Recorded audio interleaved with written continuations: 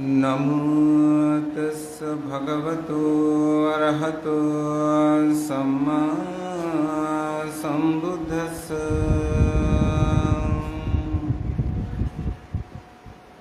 धम्माचरिसुचरितं नतं दुच्चरितं सरियं धम्माचरिसुचं चेति अस्मिन् लोके परं हिसम् एतेन सस्वज्येन होतु ते जयमङ्गलं ते।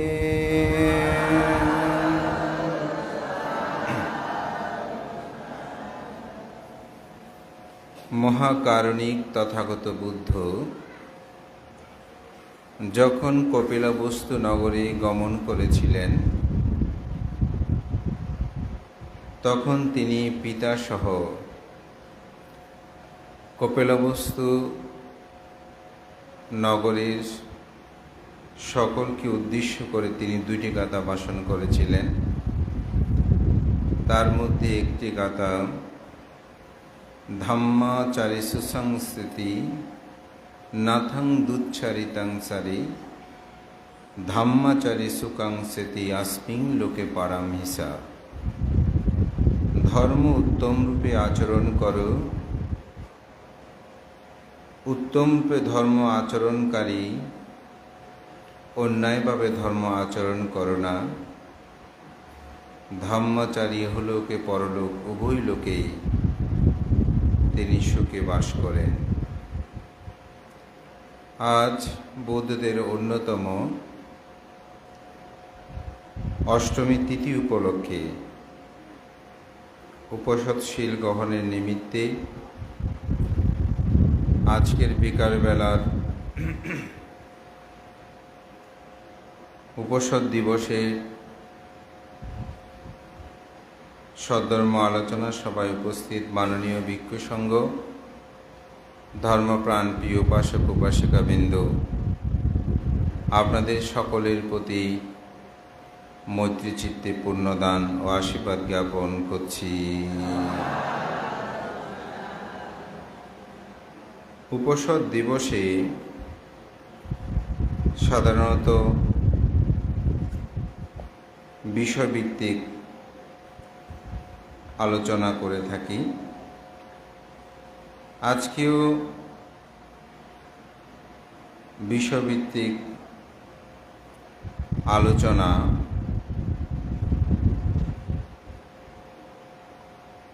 যেটি মূলত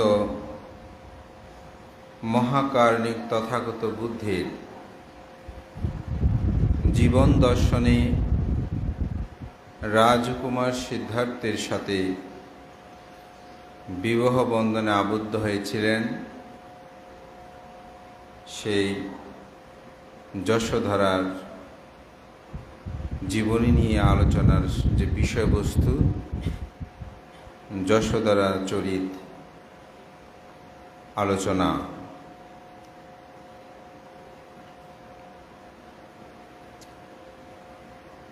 এই বিষয়টি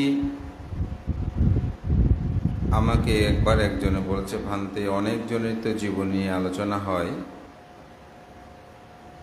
এটা নিয়ে একটু আলোচনা করলে ভালো হয়। তা আমি প্রথমেই কৃতজ্ঞতা জানাই যিনি প্রার্থনা করেছেন। আমরা হয়তো বিভিন্ন গ্রন্থ অধ্যয়ন করলেও যশোধরার জীবনী নিয়ে আসলে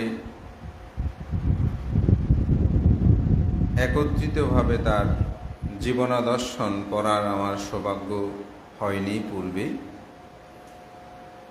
আমাদের পরম শ্রদ্ধেয় সুগত বংশবান্ধব উপসংগরাজ রাঙ্গুনিয়া যিনি ঘাট ছেড়েছিলেন, ওনার একটা বই আমার চোখে পড়েছিল। বইটি আমার আদ্যপন্ত পড়ার সুযোগ হয়নি, অনেকটা চোখ বুলিয়ে যাওয়ার মতো। পরে রাহুল চরিত, গৌতমী চরিত, সিদ্ধার্থের গৃহত্যাগ, সিদ্ধার্থের জীবন দর্শন, এগুলো পড়তে গিয়ে যশোদারার জীবনী সম্পর্কে কিছু অবগত হলেও আদ্যপন্ত জানার সৌভাগ্যটা আমার হয়নি। কিন্তু আজকে বিষয়টি আলোচনা করতে গিয়ে আমি সে বিষয়টা নিয়ে অধ্যয়ন করার চেষ্টা করতে গিয়ে অনেক কিছু জানার আমার সৌভাগ্য হলো। তার জন্য আমি যিনি প্রার্থনা করেছেন তার প্রতি কৃতজ্ঞতা জানাই। আমি আজকে সকালবেলায় আমার ছোট ভিক্ষুকে বলছিলাম, রত্নকে, এই 24 বছর বুদ্ধের ধর্ম দর্শন অধ্যয়ন করার চেষ্টা করেছি, কিন্তু যতই পড়ি মনে হয় যে এইমাত্র শুরু করলাম, আরও অনেক কিছু জানার আছে, জানাটা যেন শেষ হয় না। এবং বুদ্ধের জীবন দর্শনটা এত বিশাল, এক একজনের জীবনী পড়লে অবাক হওয়ার মতো। তো আমি আপনাদেরকে বলবো, অধ্যয়নের কোনো আসলে বিকল্প নাই, পড়ার জন্য আপনারা চেষ্টা করবেন। একটি মনীষীর কথা আছে, বক্তৃতা হচ্ছে স্বল্প জ্ঞাপন, আর পঠন পাঠন হচ্ছে বিস্তারিত জ্ঞাপন। অর্থাৎ আপনি যদি বক্তব্য বা ধর্ম দর্শনা শোনেন, এটা অল্প জানা হবে, কিন্তু আপনি যদি বিস্তারিত জানতে চান তাহলে আপনাকে পড়তে হবে, লিখতে হবে। তো যাই হোক, আমার বিষয়বস্তুটা খুবই গুরুত্ববহ বৌদ্ধ ধর্ম দর্শনে। সে বিষয়ের আলোচনায় আমি অবতারণ করছি। হংসবতী নগরে উৎসব মুখরতা চলছে। একজন তাপস তিনি হংসবতী নগরে আসলেন। এসে দেখতে পেলেন সেখানে জনমানব সবাই খুব ব্যস্ত, সাজগোজ করছে, নগরে যেন কোনো রাজা মহারাজা আসবেন। কারোর সাথে কথা বলার যেন কোনো অবকাশ নেই। সবাই শুধু কাজ, কেউ ঝাড়ু দিচ্ছে, কেউ রাস্তা নির্মাণ করছে, কেউ পরিষ্কার পরিচ্ছন্ন করছে, কেউ পুষ্প দিয়ে বিভিন্ন জায়গায় সজ্জিত করছে। এভাবে শ্বাসগোজে রক্ত। তো এক তাপস অর্থাৎ ঋষি প্রব্রজিত, তিনি কথা বলার জন্য চাচ্ছে, কিন্তু কেউ কথা বলছে না। তো তিনি ভাবতেছেন, এই নগরীর মানুষ সব তো ব্যস্ত, বোধহয় এখানে থাকাটা ঠিক হবে না, এখান থেকে চলে গেলে খুব ভালো হবে। তো আমি আসলাম হিমবন্ত থেকে, কিন্তু এসে দেখি তো এখানে কেউ আমার সাথে কথা বলছে না, সবাই এত ব্যস্ত, কথা বলার যেন কোনো সুযোগ নাই। আবার ভাবছে, না, এত কিসের আয়োজন, এটা তো একটু দেখা দরকার। তো তিনি যখন হাঁটতে শুরু করলেন, দেখা গেল তার পাশ দিয়ে এক সুন্দর রমণী সে হেঁটে চলে যাচ্ছে।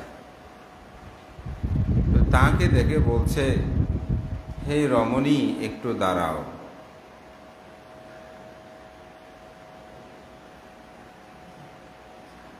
আমাকে বলো তো তুমি কোথায় যাচ্ছ? তো রমণী বলছে, আপনি জানেন না আমাদের এখানে এক বিশাল আয়োজন হচ্ছে, এবং এই আয়োজনকে আপনি দেখতে পাচ্ছেন না? বলে যে হ্যাঁ, দেখতে পাচ্ছি। এত পূজার আয়োজন কেন? রাস্তাঘাটগুলো এত পরিষ্কার পরিচ্ছন্ন করছে কেন? কেউ তো আমার সাথে কথা বলছে না, আসলে এখানে কি হচ্ছে? তুমি কি আমাকে একটু বলতে পারো? বলে যে হ্যাঁ, এই নগরী থেকে আপনি নতুন এসেছেন? বলে যে হ্যাঁ, আমি নতুন এসেছি। তাহলে আপনি কি আগন্তুক? বলে যে হ্যাঁ, আমি আগন্তুক। আপনি জানেন না এখানে জগৎ শ্রেষ্ঠ মহাকারণিক তথাগত দীপঙ্কর বুদ্ধ আজ এই নগরে তিনি আসবেন, যার কারণে আমরা সবাই এখানে ব্যতিব্যস্ত। তাহার কথা শোনার সাথে সাথে, এই দীপঙ্কর বুদ্ধের নাম শোনার সাথে সাথে সেই তাপস শিহরিত হলো তার অন্তর্জগৎ। তিনি বলছে, এই নামটি যেন আমি বহুকাল শোনার জন্য অপেক্ষা করে আছি। এই নামটি যেন আমার সমগ্র শরীরে লোমহর্ষ হল, নবশিখরণ জাগ্রত হলো। বলে যে আমি তো অত্যন্ত সৌভাগ্যবান, আজকে আমি ওনাকে দেখব। তখন তিনি বললেন, বলছে আপনি কি আমাকে, আপনার হাতে তো আমি কিছু ফুল দেখছি, তো আমি বুদ্ধকে আমিও কিছু ফুল দেব, আমার তো এখন কিছু নাই, তা আপনার থেকে কি আমাকে কিছু ফুল দেবেন? রমণী বলে যে না, আমি খুব শ্রদ্ধা করে এই ফুলগুলো সংগ্রহ করেছি মহাকারণিক তথাগত বুদ্ধকে দান করার জন্য। আপনাকে আমি এই ফুল দিতে পারবো না, বুদ্ধ আসতে আরও সময় লাগবে। ততক্ষণ আপনি কিছু করে নেন, এখানে কি করতে পারেন করেন, পরে দেখা যাবে, এখনো সময় আছে, আপনি আগে কিছু করতে পারেন কিনা দেখেন, পরে দেখা যাবে। তখন চলে যাচ্ছে তাপস। তখন রমণী বলছে, আপনার সাথে তো আমার পরিচয় হলো না, আমার নাম সুমিত্রা, আপনার নাম কি? বলে যে আমার নাম সুমেধ তাপস। ও ঠিক আছে, দেখা হবে আপনার সাথে, আপনার কিছু করণীয় কর্তব্য আপনি করুন। তখন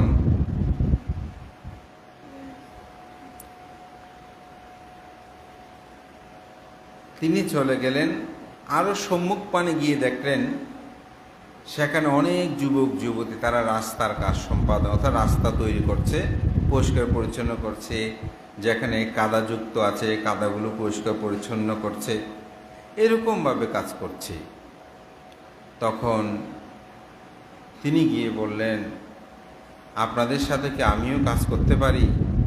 বলছে হ্যাঁ হ্যাঁ, অবশ্যই পারেন, আপনারও যদি ইচ্ছে হয় আপনি কাজ করুন। আজকে মহাকারণিক সেই তথাগত দীপঙ্কর বুদ্ধ আসবেন, এখন আমাদের পুণ্য অর্জনের সময়, আপনিও করতে পারেন।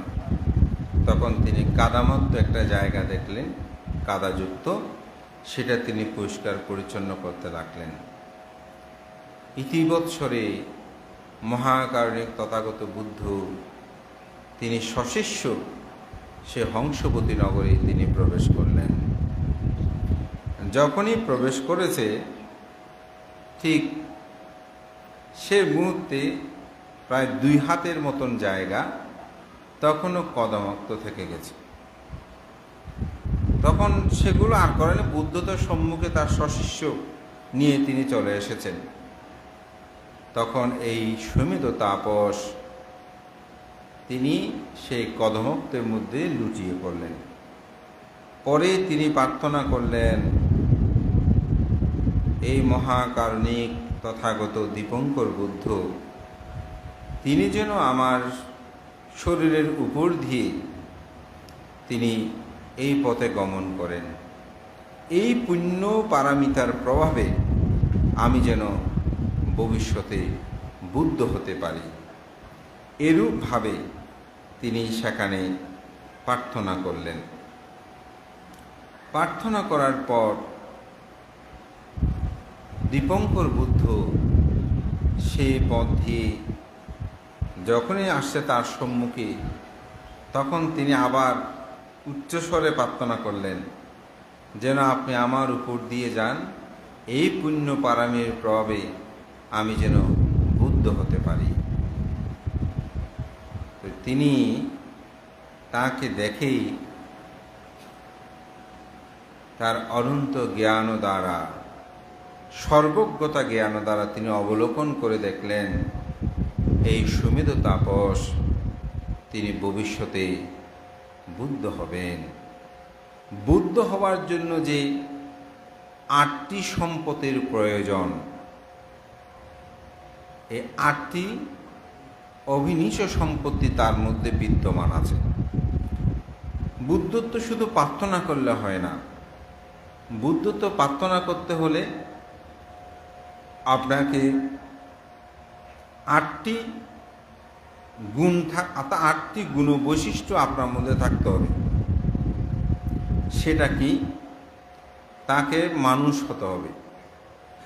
মানুষ ছাড়া কোনো দেবতা, পশু পাখি, তির্যক প্রাণী অথবা যক্ষ, ব্রহ্মা, কেউ দেবরাজ, ইন্দ্র, তারাও যদি বুদ্ধ হওয়ার জন্য প্রার্থনা করে, তাহলে কিন্তু এই প্রার্থনা বর তিনি লাভ করতে পারবে না। তাকে প্রার্থনা করতে হলে তাকে মানুষ হতে হবে। এই জন্য মানব জন্মটা শ্রেষ্ঠ। কেন? কারণ এই জন্মের মধ্যেই আপনি সমগ্র পারামির পুণ্যতা সাধন করতে পারবেন। তো সেই জন্য যে কোনো কেউ প্রার্থনা করলে আমি বুদ্ধ হব, হয়ে যাবেন তা না। বুদ্ধ হওয়ার জন্য তাকে সে গুণ, এখানে যে কোনো কেউ যদি বলে যে আমি শিক্ষক হব, হতে পারবে, আমি বিশ্ববিদ্যালয়ের অধ্যাপক হব, হতে পারবে। ওই অধ্যাপক হওয়ার জন্য কিছু গুণ লাগবে, হতে পারবে না তা না। ওই গুণ জায়গায় গিয়ে তাকে অত গুণগুলো অর্জন করতে হবে, তারপরেই তিনি প্রার্থনা করতে পারবেন। ওই জন্য শুধু বুদ্ধ হওয়ার জন্য প্রার্থনা করলে হবে না, তার কাছে সেই গুণগুলো থাকতে হবে। প্রথম গুণ হচ্ছে কি? মানুষ হতে হবে। মানুষ হলে হবে না, তাকে পুরুষ হতে হবে। পুরুষ ছাড়া যদি তিনি দেবতা হয়, নারী হয়, ব্রহ্মা হয়, পশু পাখিও, তার পক্ষে সেটা সম্ভব নয়। তো অনেকে এটা প্রার্থনা করে, বলে যে বানতে পুরুষ, মহিলা হলো সমস্যা কি? মহিলাদের তো এখানে নিগৃহীত করা হয়েছে, অনেক সময় এরকম বলে। আসলে আমাদের মহাকারণিক তথাগত গৌতম বুদ্ধ, তিনি দীপঙ্কর বুদ্ধের আগে অতি দীপঙ্কর নামক আরেকজন বুদ্ধ ছিলেন। এটা আমাদের জিনবংশবান্তের জাতক 50-এ পাওয়া যায়। তখন তিনি বুদ্ধ হবার জন্য প্রার্থনা করেছেন, কারণ তিনি অতীত দীপঙ্কর বুদ্ধে, এই দীপঙ্কর না, এটা হচ্ছে অতীত দীপঙ্কর বুদ্ধের তিনি বোন হয়ে, তো ভগ্নী হয়ে জন্মগ্রহণ করেছিলেন। যখন ভাইয়ের এত নাম যশ কীর্তি প্রতিপত্তি, বুদ্ধের গুণধর্মতা দেখে তিনি অভিভূত হয়েছেন। তিনি ভাইয়ের কাছে দান ধর্ম করে বলতেছে যে আমাকেও আপনি আশীর্বাদ করেন, আমি যেন বুদ্ধ হতে পারি। তো অতীত দীপঙ্কর বুদ্ধ বলছে, হে ভগ্নী, তোমার পক্ষে তো এখন প্রার্থনা করলে হবে না, তোমাকে আগে পুরুষ হতে হবে, তুমি পুরুষত্বের জন্য প্রার্থনা করো। তখন তিনি আবার পুরুষত্বের জন্য প্রার্থনা করে শুধু সে জন্মে না, আরও জন্ম জন্মান্তর পারমী পূরণ করে এই দীপঙ্কর বুদ্ধের পাদমূলে যখন পতিত, তখন সুমেধ তাপস হিসাবে তিনি আবির্ভূত। অর্থাৎ তিনিও কিন্তু নারী ছিলেন। এখানে নারী হলে পারবে না তা না। ওই যে আমি বললাম, আপনি যখন শিক্ষক হতে চাইবেন, ডাক্তার হতে চাইবেন, আপনার মধ্যে যে কোয়ালিটিগুলো দরকার হবে, গুণগুলো দরকার হবে, ওগুলো অর্জনটা করতে হবে। ওই জন্য বলছে তাকে অবশ্যই পুরুষ হতে হবে। পুরুষ হলে হবে না, তাকে অরহত্ব লাভের হেতু থাকতে হবে। সেই মুহূর্তে যদি তিনি বুদ্ধের ধর্মকথা আর্য অষ্টাঙ্গিক মার্গপথে চলেন, তাহলে সেই মুহূর্তে তিনি অরহত্ব লাভ করবে এরকম হেতু থাকতে হবে। অরহত্ব লাভের হেতু থাকলে হবে না, বুদ্ধের সাক্ষাৎ লাভ করতে হবে। অর্থাৎ এটা আমার কাছে, কোনো অরহৎ বান্তের কাছে বুদ্ধ মুক্তির সম্মুখে আপনি প্রার্থনা করলে হবে না। এটা স্বয়ং সাক্ষাৎ বুদ্ধের সাক্ষাৎ পেতে হবে। বুদ্ধের সাক্ষাৎ পেলে হবে না, বুদ্ধের কাছে এটা প্রার্থনা করতে হবে। আপনি সাক্ষাৎ কিন্তু প্রার্থনা না করলে হবে না, আপনাকে প্রার্থনা করতে হবে। প্রার্থনা করলে শুধু হবে না, তাকে পঞ্চবিজ্ঞা অষ্টাসমাপত্তি লাভই হতে হবে। পঞ্চবিজ্ঞা অষ্টাসমাপত্তি এগুলো কি? এগুলো দুই একটা বলে, অর্থাৎ বিবিধ ঋদ্ধি, তিনি উঠতে পারে, উনি অপরের সম্পর্কে জানতে পারে, এই ধরনের কিছু গুণ যেটা দেবদত্তের কাছে ছিল, এরকম গুণসম্পন্ন হতে হবে। প্রার্থনা করার সময় শুধু পঞ্চবিজ্ঞা অষ্টাসমাপত্তি হলে হবে না, তাকে বলবত অর্থাৎ গভীরভাবে শ্রদ্ধা, বীর্য, প্রজ্ঞা, এই তিনটি থেকে যে কোনো তিনটা তো থাকবে, তার মধ্যে একটি অবশ্যই বেশি থাকে, ওই পারামিতায় তিনি প্রার্থনা করবে। যেমন আমাদের তথাগত গৌতম বুদ্ধ প্রজ্ঞা প্রদান, তো বুদ্ধের মধ্যে কিন্তু সম্মুখ সম্বুদ্ধের মধ্যে তিনটি, সব বুদ্ধ সমান, তবে এখানে কিছু প্রজ্ঞা প্রদান, বীর্য প্রদান, শ্রদ্ধা প্রদান, এরকম আবার বিষয় আছে। তো এটার মধ্যে হয়তো শ্রদ্ধা আর বলবৎ থাকতে হবে, নয়তো প্রজ্ঞাটা থাকতে হবে, নয়তো বীর্য থাকতে হবে। তিনটা থাকবে, তবে একটা বেশি থাকতে হবে, এরকমভাবে প্রার্থনা করতে হবে। তো এই ষাটটি পেয়েছেন, কিন্তু সর্বশেষ হচ্ছে তাকে অবশ্যই সে বর লাভ অর্থাৎ আশীর্বাদ লাভ করে, ভবিষ্যৎবাণী করবে বুদ্ধ, হ্যাঁ আপনি বুদ্ধ হবেন। তো দেখতে পাচ্ছে যে এই সুমেধ তাপসের ঠিক সেরকম পারামি আছে। তখন দীপঙ্কর বুদ্ধ শিষ্যদের বললেন, হে শিষ্যগণ, তোমরা ওকে সাধারণ মনে করিও না, আমি এই তাপসের পিঠের উপর দিয়ে আমি যাব, কিন্তু তোমরা যেও না।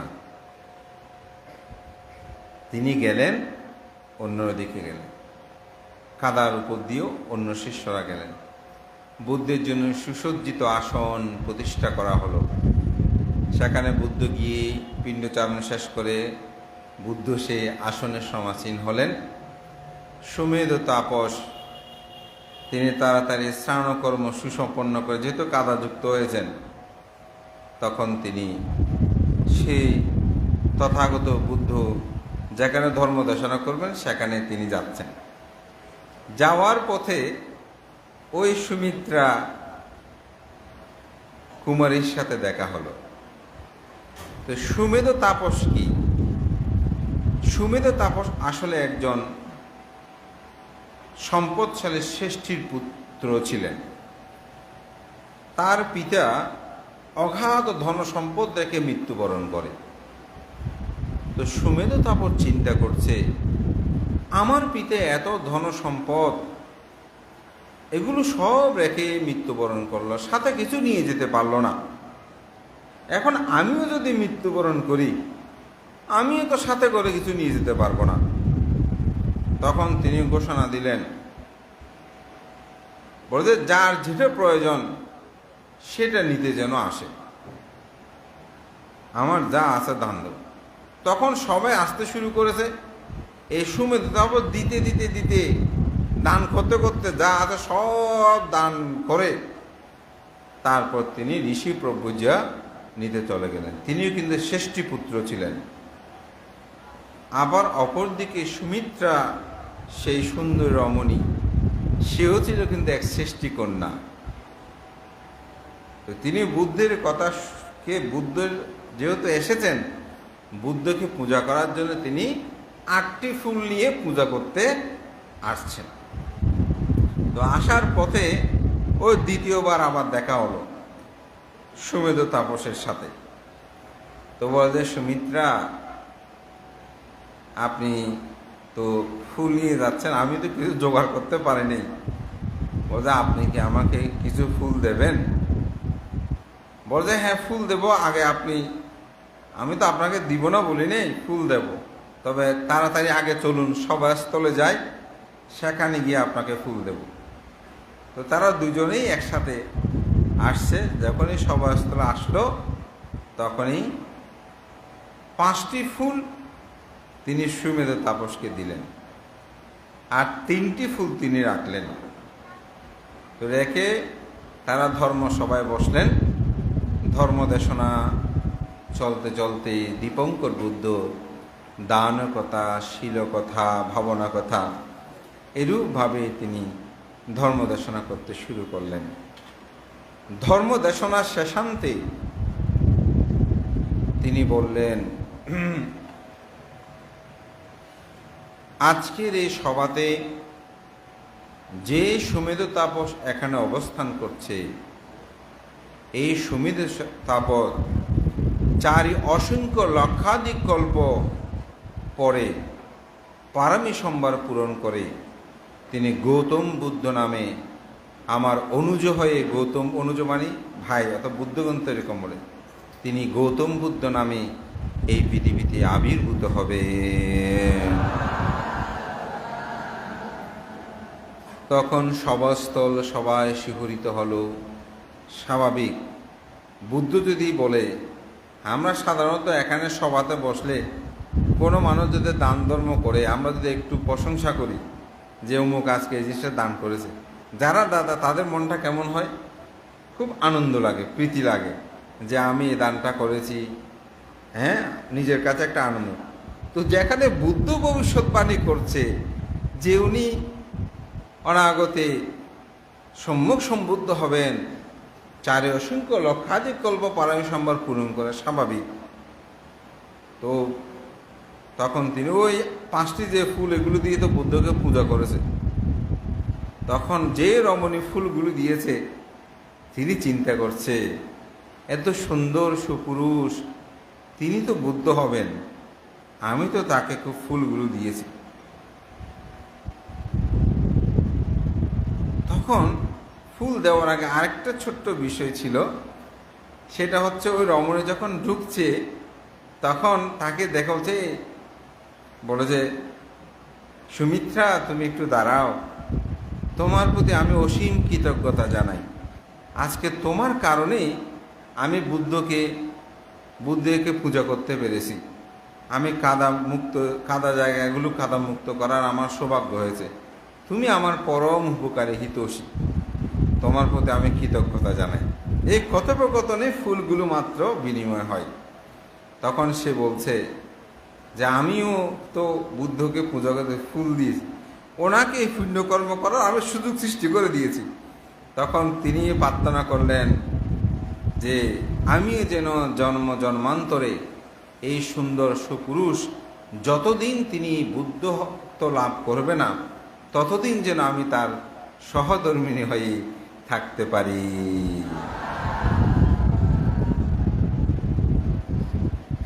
বুদ্ধ সেখানেও ভবিষ্যৎবাণী সেটা করলেন, তার এই প্রার্থনায় ভবিষ্যৎবাণী করলেন যে এই সুমিত্রা, সেও যতদিন পর্যন্ত গৌতম অর্থাৎ এই সুমেধ তাপস বুদ্ধ হবেন না ততদিন পর্যন্ত তিনি সহধর্মিণী রূপে পারমী সম্ভার তিনি পূর্ণতা করবেন।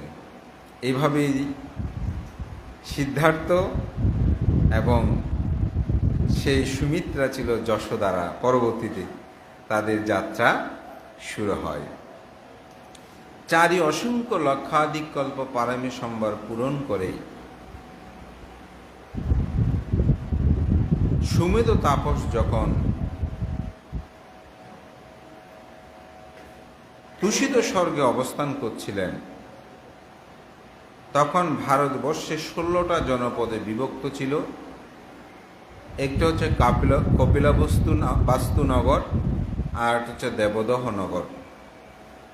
এই নগরের বর্ণনা আমি গত সপ্তাহে একটু দিয়েছিলাম। মহাপ্রজাপতি গৌতমীর কথা বলতে। তাই আজকে আমি সেই কলিত সেই ইক্ষু বংশের বা শাক্য বংশের আমি কোনো ইতিবৃত্তে আর বলতে চাই না। শুধু এটুকু বলি, দেবদহ নগরের অধিপতি ছিলেন সুপ্রবুদ্ধ, তার স্ত্রী ছিল প্রমিতা।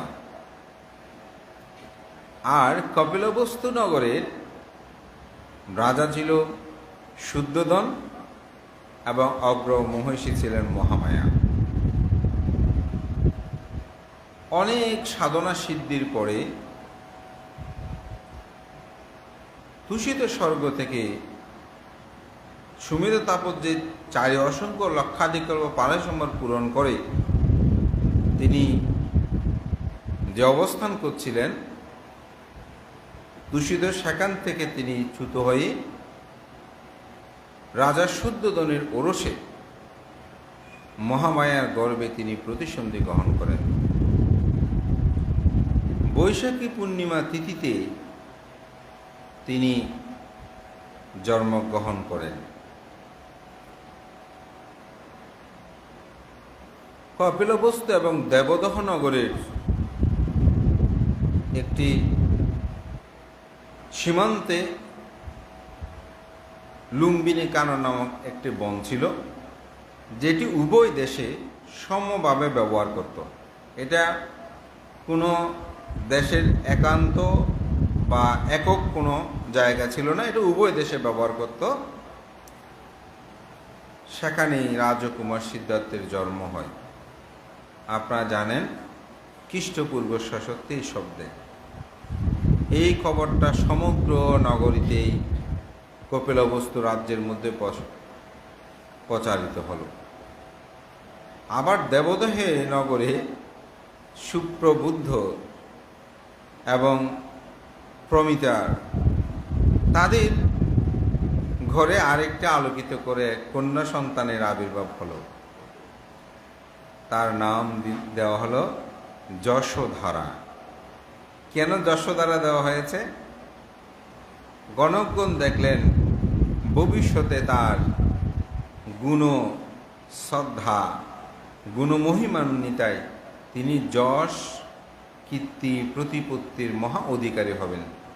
সেজন্যই যশোধরা তার নাম, যেহেতু যশ অর্থাৎ সুনাম সুযশ তার প্রসারিত হবে তার জীবনচরিতে, সেজন্য তার নাম রাখা হয় যে যশোধরা।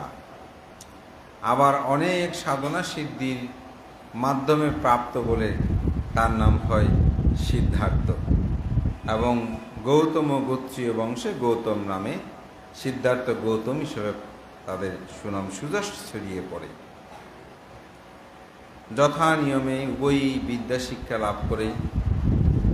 যেহেতু দেবদহ নগরের সাথে কপিলবস্তু নগরের আত্মীয়তা কিন্তু সুদূর প্রসারী, যখনই কপিল ঋষি ব্রাহ্মণের সেখানে নগরী প্রতিষ্ঠা করেছিল, তখন থেকে কিন্তু উভয়ের আত্মীয় একই বংশজাত তারা, যার কারণে উভয় দেশের মধ্যে কিন্তু কোনোরূপ সমস্যা ছিল না, সম্প্রীতি ভাবাপন্ন ছিল। রাজকুমার সিদ্ধার্থের জন্মটা যেমন সবাই জানত, ঠিক যশোধরার জন্মটা সবাই জানত। এভাবে উভয়ের তারা বিদ্যা শিক্ষা বিভিন্ন কিছু শিক্ষা তারা লাভ করল। পিতা খুব দুশ্চিন্তাগ্রস্ত ছিলেন রাজা শুদ্ধোদন, যেহেতু ব্রাহ্মণ গণনায় বা ভবিষ্যৎবাণী করেছিল তিনি হয়তো চক্রবর্তী রাজা হবে, নয়তো তিনি সন্ন্যাসী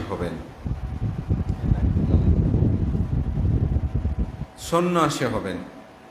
যার কারণে তিনি সবসময় চিন্তা করতেন ছেলেকে কিভাবে সংসার বন্ধনে আবদ্ধ করা যায়।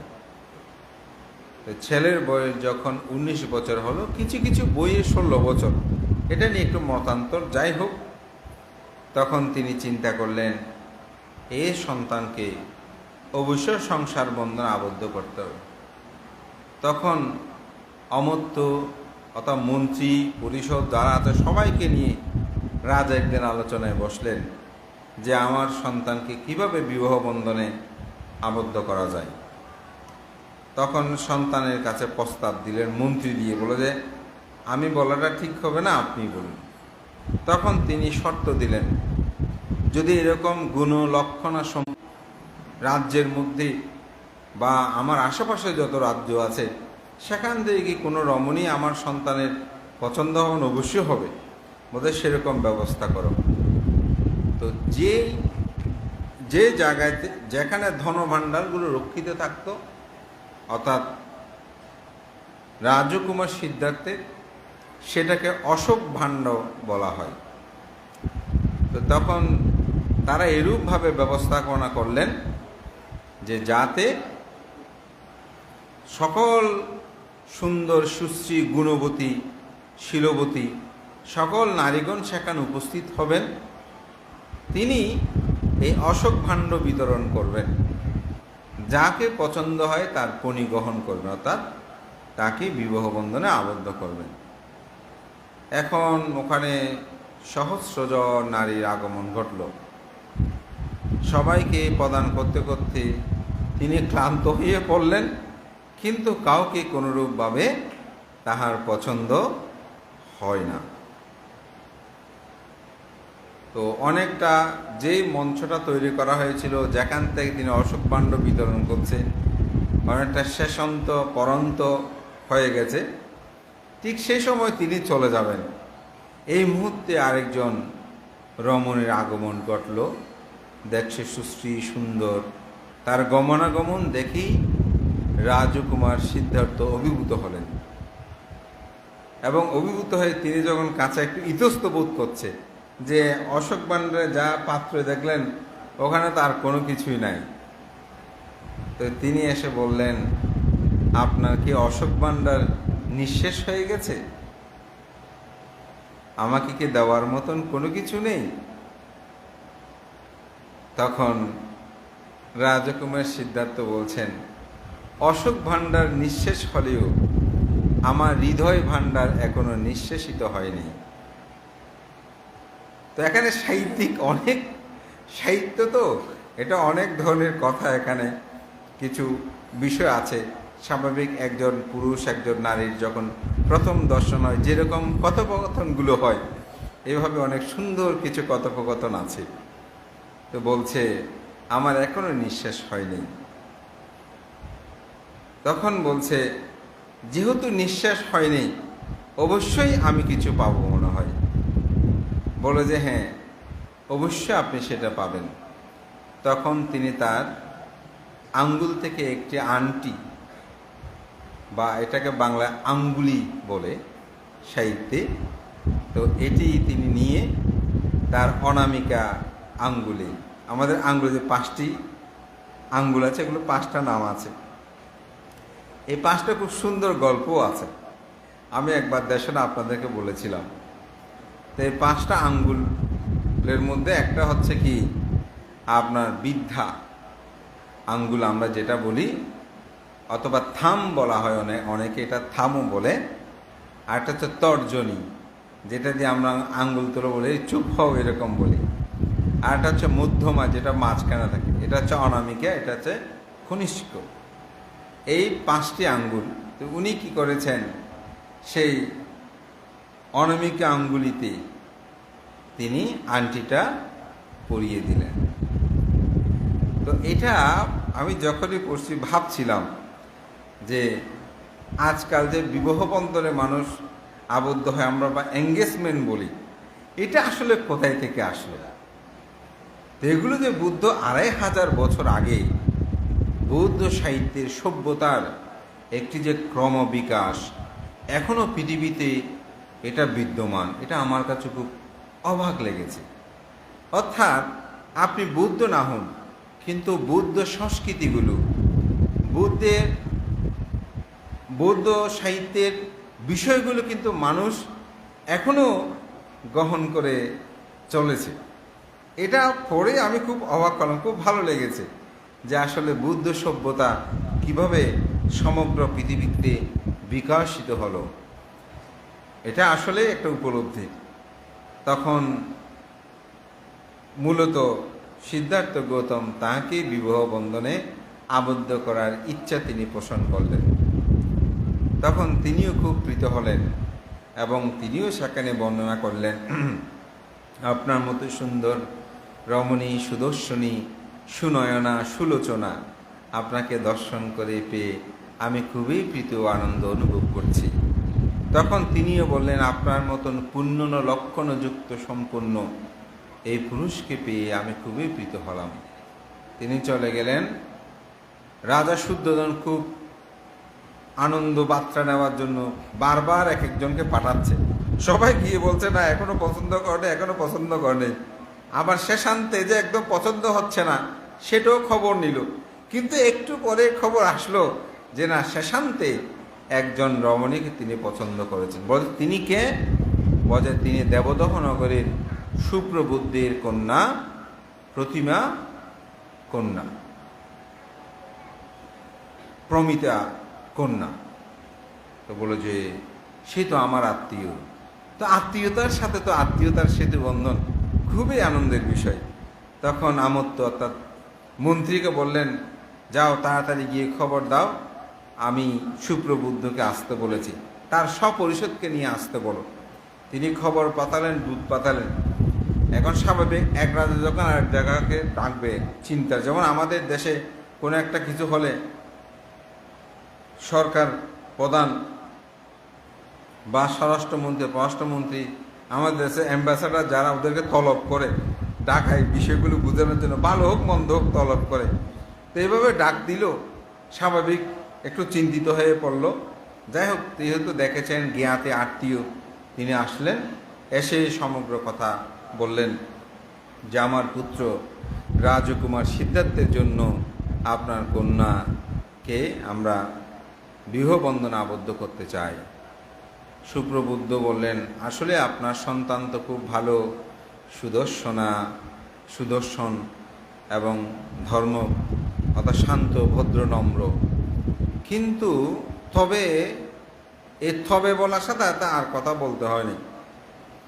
তখন সুপ্রবুদ্ধের পুত্র দেবদত্ত, তো দেবদত্ত বলছে না, এই বিবাহ সম্ভব না। কেন? বলে তিনি হস্তবিদ্যা জানে না, মানে হাতের কাজ জানে না, অস্ত্রবিদ্যা জানে না, দনুবিদ্যা জানে না। ওনাকে যদি আমার বোনকে পাত্রস্থ করি তাহলে আমার বোন তো সুখে থাকবে, কারণ রাজ্য যে কোনো সময় অন্য কেউ নিয়ে যাবে, সুতরাং ওনাকে দেওয়া যাবে না। এখন পিতাও খুব চিন্তিত হলেন, কারণ এসব যুদ্ধ করতে হলে তো মানুষ করতে হবে। এখন আমার পুত্র তো জন্ম থেকে সে মানুষজন হত্যা করতে চায় না, সুতরাং এখন নিরুপায় হয়ে তিনি পড়েছেন।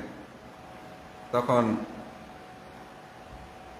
অনেকটা বাবা বলছে, এগুলোর কি প্রয়োজন? আমি তো রাজা, আমার সন্তানের এই শিক্ষাগুলোর এত কি প্রয়োজন? বলে না, যদি তিনি এই বিষয়ে পারদর্শী না হয় তাহলে আমার বোনকে প্রদান করা যাবে না। তখন তার পাশে রাজকুমার সিদ্ধার্থ ছিলেন। রাজকুমার সিদ্ধার্থ বলে যে, আপনি কি পরীক্ষা দিতে চান? যে কোনো পরীক্ষার বিনিময়ে আমি যশোধরাকে বিবাহ করতে চাই। তখন রাজা শুদ্ধোধন একটু চকিত হলেন, অর্থাৎ চমকিত হলেন যে আমার পুত্র কি আসলে যুদ্ধ করবে? সে তো মানে সামান্য প্রাণীর দুঃখ দেখতে পারে না, সে কিভাবে এই প্রতিযোগিতা? তখন সুপ্রবুদ্ধ বললেন, দেবদত্ত বলছে যে আমার বোনকে বিবাহ করার জন্য এই রাজ্যের মধ্যে, বহু রাজ্যের মধ্যে অনেক শ্রেষ্ঠীপুত্র, রাজপুত্র তারা পত্র প্রেরণ করেছে বিবাহ, কিন্তু আমরা তাদেরকে পাত্রস্থ আমরা করিনি। তো সুতরাং এখন আমরা একটা প্রতিযোগিতার আয়োজন করব, এই প্রতিযোগিতার মধ্যে যিনি জয়ী হবেন তাকে সেটা প্রদান করা হবে। তখন ঠিক আছে, সপ্তাহকাল পরে এই প্রতিযোগিতাটা হবে, এটা বলে চলে আসলে। এখানে অনেক কথা আছে। চলে আসলেন, আসার পরে বাড়িতে স্বাভাবিকভাবে সুপ্রবুদ্ধের স্ত্রী রানী প্রমিতা, তিনি চিন্তা করছেন, তিনি বলছেন কোনো সুসংবাদ বা দুঃসংবাদ কী জন্য ডাকা পাঠিয়েছে।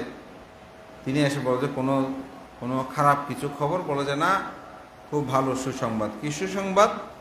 বলে যে রাজকুমার সিদ্ধার্থের জন্য আমার কন্যা যশোদারাকে তারা ফণিগ্রহণ করতে চায়, বিবাহবন্ধনে আবদ্ধ করতে চায়। বলছে ওইটা তো খুব ভালো কথা, দেবদত্ত তো সাথে আছে, পিতার সাথে গিয়েছে, যাবে না। তো সে বলছে না, এটা তো সম্ভব না। মা বলে যে কেন? বলে যে উনি ধনুবিদ্যা জানে না, অস্ত্রবিদ্যা জানে না, হ্যাঁ, উনি ওনাকে দিলে উনি কোনো কাজকর্ম পারদর্শী নয়। আমার বোনকে এরকম একটা মানে প্রতিভাহীন মানুষ, ওখানে আরো একটা শব্দ ইউজ করেছে, আমি বলতে চাই না সেটা, বলেছে সেরকম মানুষকে আমার বোনকে দিতে চায় না। তবে একটা ইদিবৎসরের পাশেই যশোদারা এই কথাগুলো শুনছে। তখন সে দূরে এসে বলছে, আমি তোমাদের কথা মানব না, আমি একমাত্র রাজকুমার সিদ্ধার্থকেই আমি বিয়ে করব। বলে যে না, আমরা একটা প্রতিযোগিতার আয়োজন করেছি, এই প্রতিযোগিতার মধ্যে যিনি প্রথম হবেন তাকে আমরা তোমাকে তাকেই তোমাকে প্রদান করব। তো যাই হোক, যেহেতু রাজ ও নিয়ম সেগুলো, তো সে ধরনের সপ্তাহকাল পরে সেটার আয়োজন হলো। রাজকুমার সিদ্ধার্থ সেখানে আসলেন। আসার পরে অন্যান্য দেবদত্ত সহ অনেকে আসে। দেবদত্ত হচ্ছে তাকে পরাস্ত করতে যে কোনো প্রকারে। তো প্রথম হলো ধনুবিদ্যা। ধনুবিদ্যা কি, অনেক দূরে একটা গোল চিহ্নের বৃত্তের মতো করে আছে, তো এখান থেকে ধনু নিক্ষেপ করবে, এমনভাবে নিক্ষেপ করবে যাতে সে বৃত্তটা ভেদ করে যেতে পারে। তো অনেকেই সেখানে করলো, তো তার মধ্যে দেবদত্তও করেছে। তো দেবদত্ত দেখে যে সেটা সেই পাশা অংশ মোটামুটি শিউর ছিদ্র করে ফেলেছে। সবাই খুব উচ্ছ্বাসিত হলো, কিন্তু যশোদারা খুব চিন্তিত হয়ে আছেন যে তিনি পারবে কিনা। তখন সিদ্ধার্থকে দিল। তিনি যখন প্রথমটা ছুঁড়ে মারল, কিন্তু এটার গতিবেগ এত ছিল, তীরটা অল্প দূর যাওয়ার পরে সেটা দ্বিখণ্ডিত হয়ে গেল। তখন বলছে যে এখন ওনাকে এমন একটা তীর দিতে হবে যেটা খুব শক্ত হয়। তখন বলছে আমাদের এখানে একজন খুব প্রসিদ্ধ ধনুক শিকারী ছিল, যেটা আমরা রেখে দিয়েছি, এটা এত ভারী, এটা অন্য কেউ এটা ব্যবহার করতে পারে না। তখন রাজকুমার সিদ্ধার্থ বলছে ওইটাই আমাকে দেন। তখন ওইটা ও রাজা প্রাসাদের ওখান থেকে নিয়ে আসলো। তখন সবাই আরো অবাক হচ্ছে, স্বাভাবিক, যিনি এগুলো পারে না বলে। এখন প্রথমটা তো নিয়েছে যে এটার গতি এমন ছিল, দ্বিখণ্ডিত হয়ে গেছে। এখন এরপরে যেটা আসছে এটা তো আরো মানে বিপজ্জনক, এটা তো সম্ভব, এটা তো অনেকে তুলতেও পারে না। তখন সবাই খুব অবাক দৃষ্টিতে আছে, ওনাকে নিয়ে আসে। ঠিক এটি যে সীমানা থেকে দাঁড়িয়ে ওই বৃত্তের মধ্যে তীরটাকে প্রবেশ করার নিয়ম আছে, তার চেয়ে তিনি আরো বেশি পিছনে চলে গেলেন। পিছনে গিয়ে তিনি এমনভাবে তীরটি ছুঁড়ে মারলেন, ছিদ্র শুধু হয়েছে তা না, সে বৃত্তটা ভেদ করে আরো ভিতরের দিকে সেটা প্রবেশ করলো। সবাই খুব আনন্দিত হলো। এখানে আরো কয়েকটা পরীক্ষা আছে, আমি আর বেশি পরীক্ষা যাচ্ছি না। সেখানে তিনি জয়ী হলেন এবং যশোদারার সাথে রাজকুমার সিদ্ধার্থের বিবাহের আয়োজন হলো। মহা ধুমধামে তাদের বিবাহ কার্য সুসম্পন্ন হয়। মহাপ্রজাপতি গৌতমী এবং রাজা শুদ্ধোদন একদিন গভীর নিশীত একদিন রাত্রে বেলায় তিনি যশোদারাকে ডেকে যশোদারার সাথে তিনি কথোপকথন হলো। সেখানে তিনি বললেন যে আমার পুত্র সেই তো আসলে ব্রাহ্মণ গণনায় বলেছে যে তিনি হয়তো চক্রবর্তী রাজা হবেন, নয়তো তিনি সন্ন্যাসী হবেন। সুতরাং তুমি এমনভাবে তার সাথে আচরণ করো যাতে সে মনে কোনোরূপভাবে কষ্ট না পায়। তখন যশোদারা বললেন যে আমি মনে করি আমি তাকে পেয়ে ধন্য হয়েছি, সুতরাং তার মনে কষ্ট পায় এরকম কোনো কর্ম আমি সম্পাদন করব না। তখন যশোদারার সাথে তার সুখময় সমৃদ্ধময় সে জীবন অতিবাহিত হতে লাগলো। এখানে কথিত আছে যে তাদের জন্য রাজা শুদ্ধোদন 3টে প্রাসাদ নির্মাণ করেছিল। আমি গতবারের দেশনে সেটা বলেছি।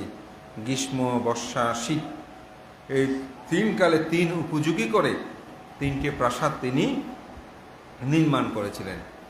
সেখানে তারা সুখে দিনাপিত করছিল। যেহেতু তিনি রাজপুত্র, তো মাঝে মধ্যে তিনি নতনগিরা যেখানে গান বাজনা করত সেখানে তিনি সেগুলো শুনতেন, যেতেন। এটা স্বাভাবিক, যেটা রাজ পরিবারে যেরকম হয়। একদিন তিনি রাজ পরিবারে তিনি দেখতে পেলেন, ইতিবৎসরে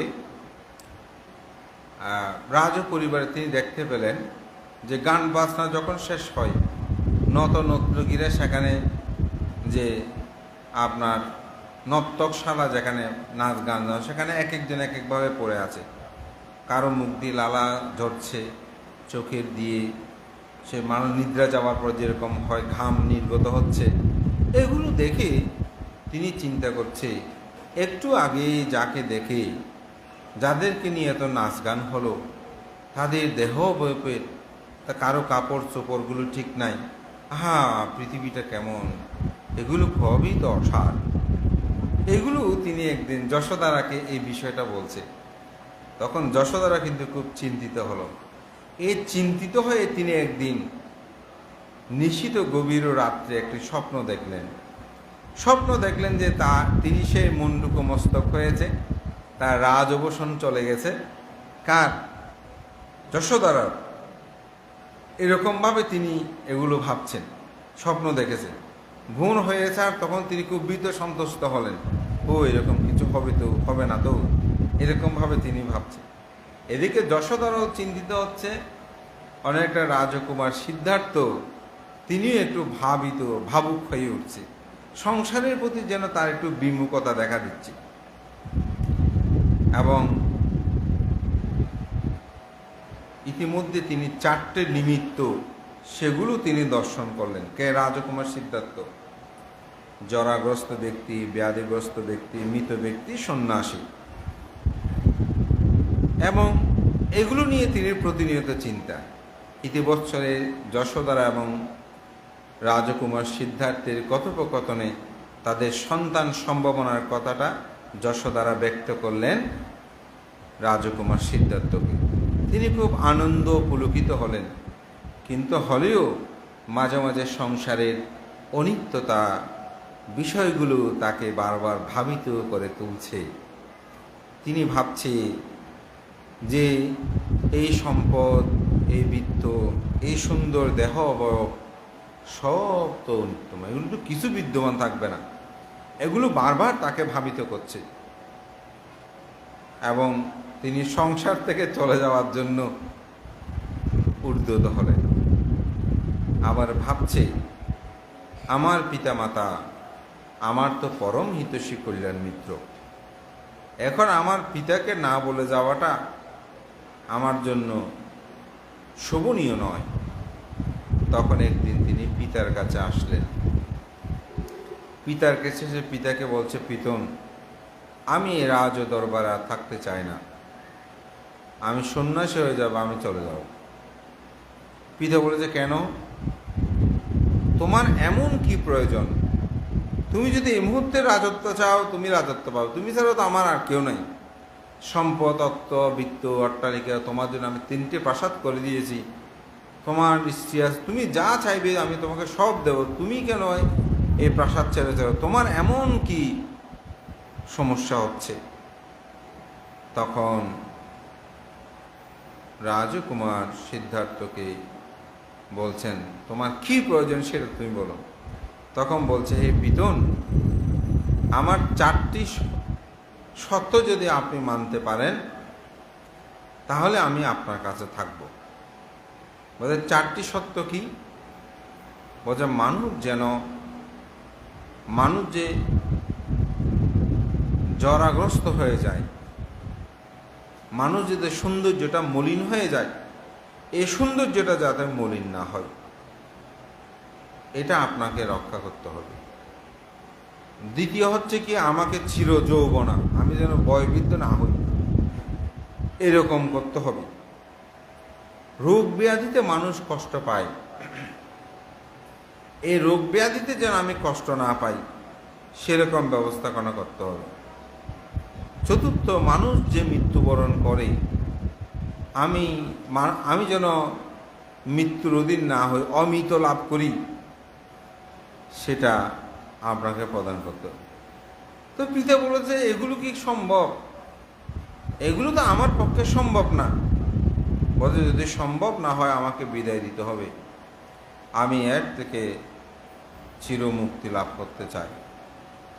তখন রাজা কি করলেন, ছেলে তো আর রাখা যাবে না, যুক্তিতেও পরাস্ত। তখন তিনি রাজবাড়ির সকল দরজা বা গেট যা আছে সেখানে অতিরিক্ত তিনি সৈন্য বা সামন্ত মোতায়েন রাখলেন, যাতে রাজকুমার কোনো ক্রমে চলে যেতে না পারে। তো রাজ পরিবারের একটি গোপন পথ আছে। তার যে বন্ধু ছিল ছন্দক, সে ছন্দক সে পথটি সম্পর্কে জানে।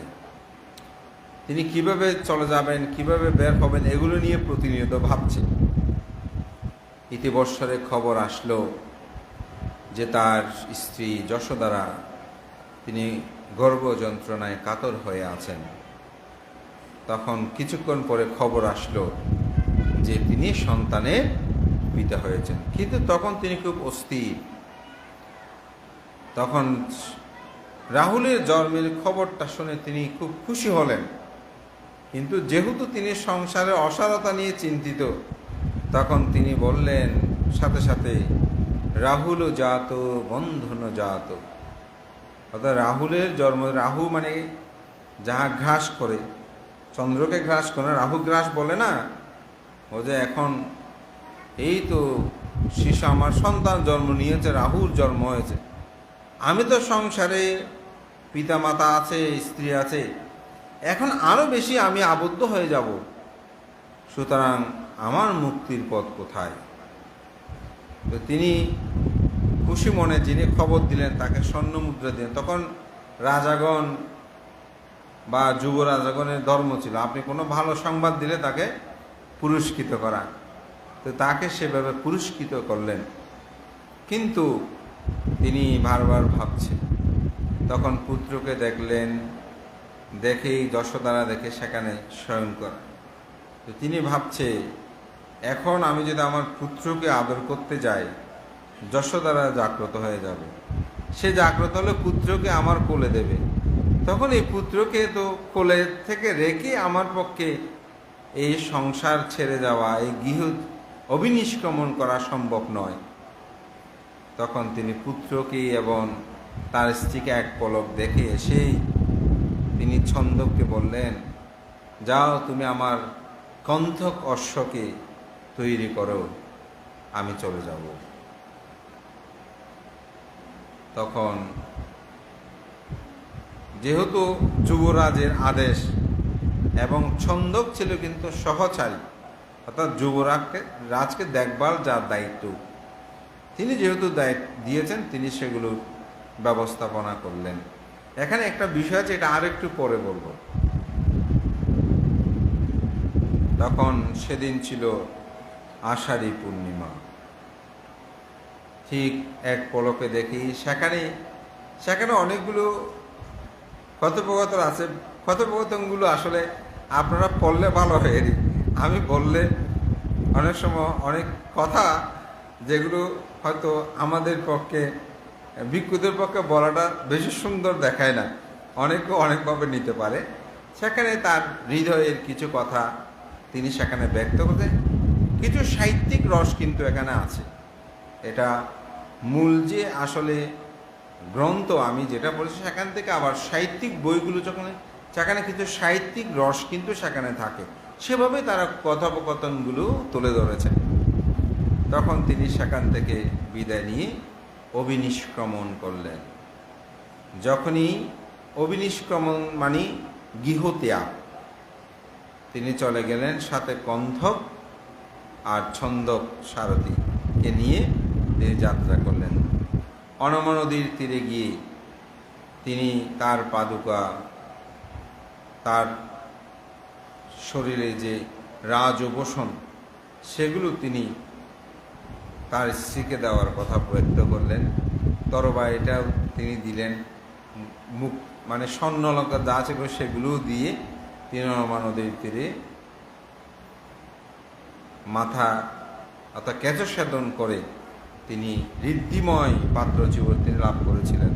মহাব্রহ্মা এটা ওনাকে প্রদান করেছিল। ইতিবৎসরে খবর চলে আসলো রাজকুমার সিদ্ধার্থ অভিনিষ্ক্রমণ করেছেন। তখন যশোদারা অজর ধারায় তিনি কান্নাকাটি শুরু করলেন। স্বাভাবিক, তার দীর্ঘদিনের শেষ স্বামী তিনি চলে গেছেন। এবং রাজা শুদ্ধোধনও অনেকটা তিনি অনেক সময় মুচ্ছন্ন, অর্থাৎ আমরা অজ্ঞান বা বেয়াস হওয়া বলি সেটাই এরকম হয়ে যাচ্ছে, স্বাভাবিক এরকমগুলো হচ্ছে। তো ছন্দক যখন ফিরে আসলো, তো দেখার সাথে সাথে উপকরণগুলো যখন তাকে দিল, তখন যশোদারা বলছে, ছন্দক তুমি তো আমার পরম কল্যাণকামী, তুমি তো আমার পরম প্রিয়জন। যখনই এই রাজকুমার সিদ্ধার্থ চলে যাচ্ছিল, তখন কি তুমি আমাকে একটি বার ডাকতে পারোনি? তুমি কেন আমাকে ডাকো নাই? তখন ছন্দক বলল, আমি আপনাকে ডেকেছিলাম, আমি এমনভাবে চিৎকার করে ডেকেছি, কোনো রমণী আমার কথা শোনে নাই।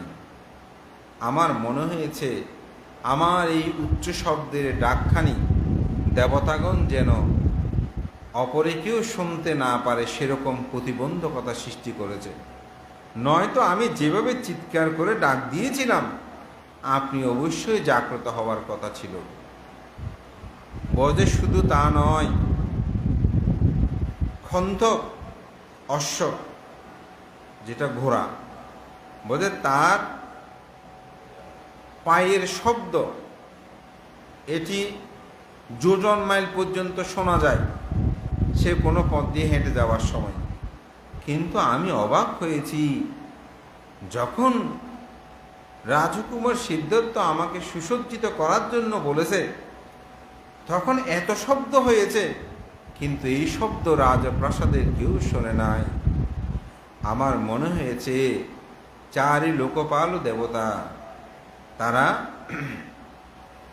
সেই কণ্ঠক অশ্বের পায়ে হাত দিয়ে রেখেছে, যাতে খরমের সেই শব্দগুলো না হয়।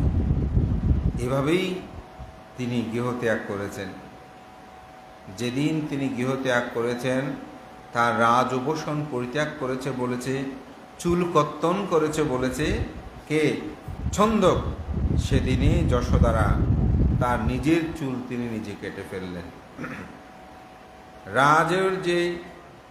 রাজকীয় যে ভূষণ, রাজকীয় যে কাপড় চোপড়, সেগুলো তিনি পরিত্যাগ করে গেরুয়া বসন তিনি ধারণ করলেন। গেরুয়া মানে জীবন না, অর্থাৎ সে ধরনের সাদাসিধে জীবন তিনি ধারণ করলেন। এবং যখনই শুনেছে তিনি আর কোনো খাটের মধ্যে, পালঙ্কের মধ্যে তাকে নিচে থাকে, তিনি সেটা অবলম্বন করলেন। যখন শুনেছে সে একাহারী, অর্থাৎ একবার মাত্র আহার গ্রহণ করে, তিনিও একবার আহার গ্রহণ করেছেন। ইতিমধ্যে সুপ্রবুদ্ধ তিনি খবর পেলেন তার কন্যাকে ছেড়ে রাজকুমার সিদ্ধার্থ চলে গেছেন। তিনি রাজপ্রাসাদে আসলেন।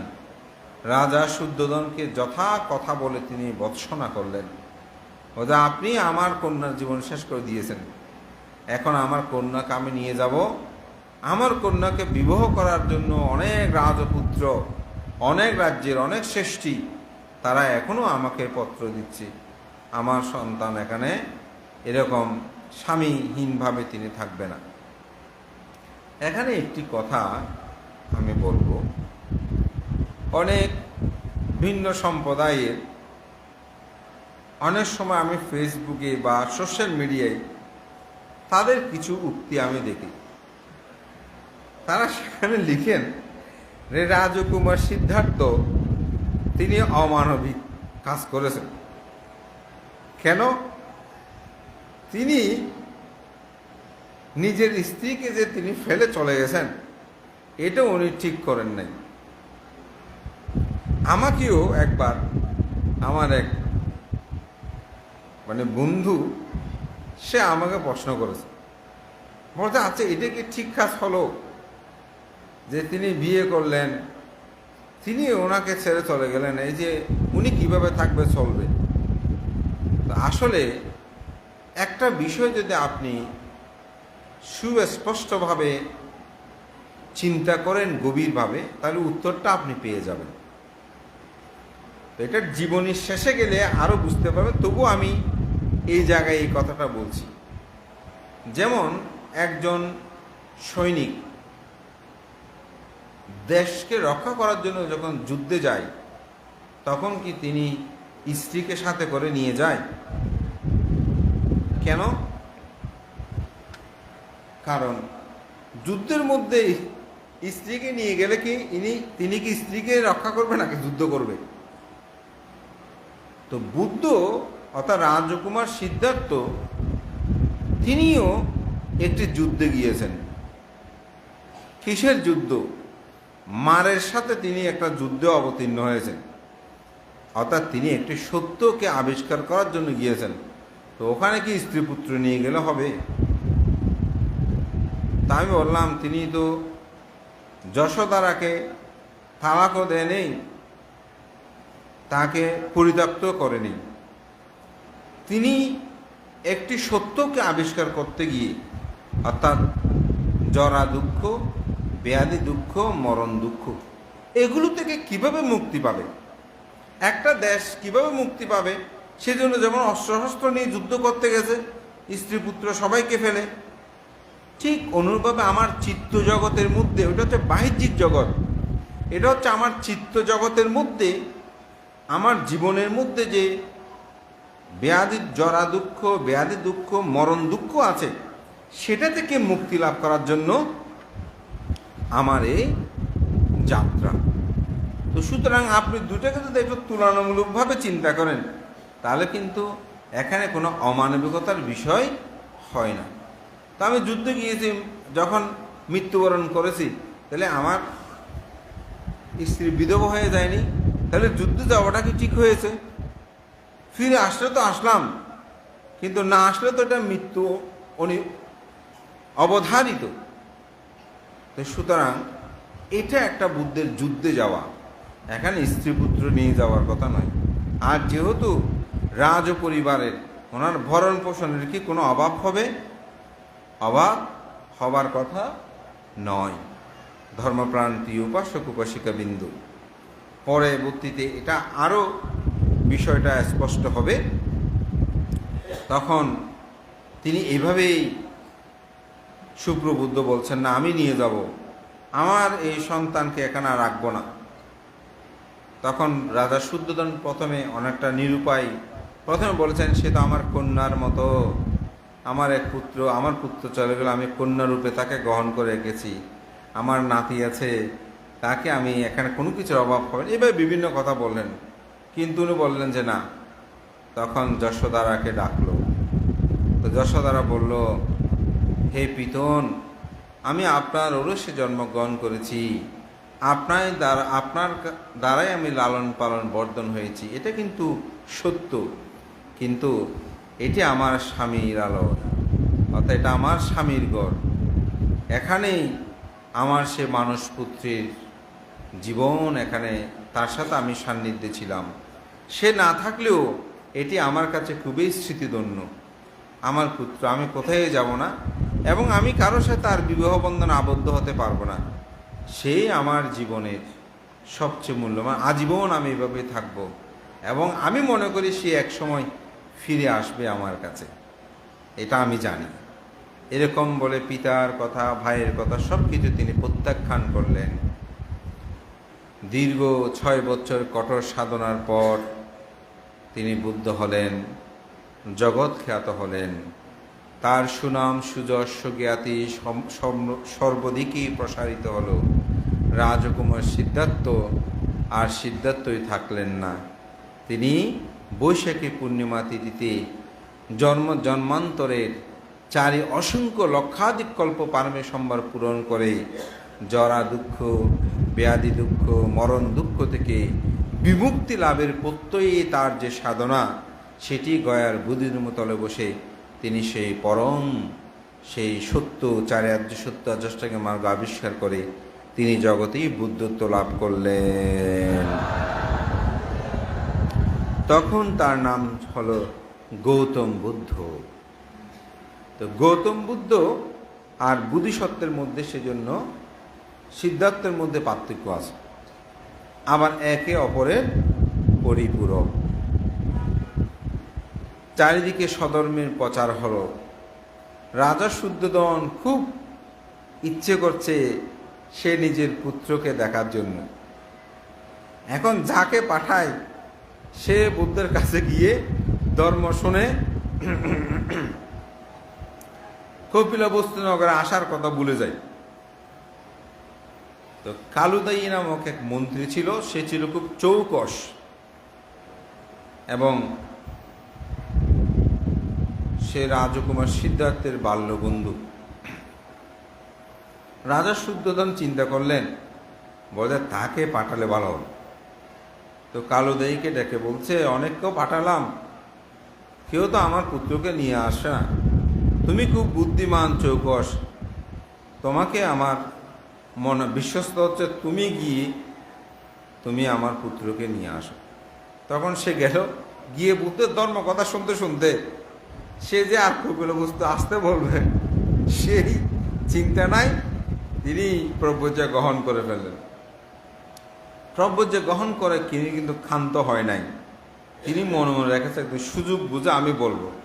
একদিন তিনি সুযোগ বুঝে বুদ্ধকে বলছেন, আপনি কপিলবস্তু নগরের, আপনি রাজপুত্র, আপনার পিতাকে কি আপনি দেখতে যাবেন না?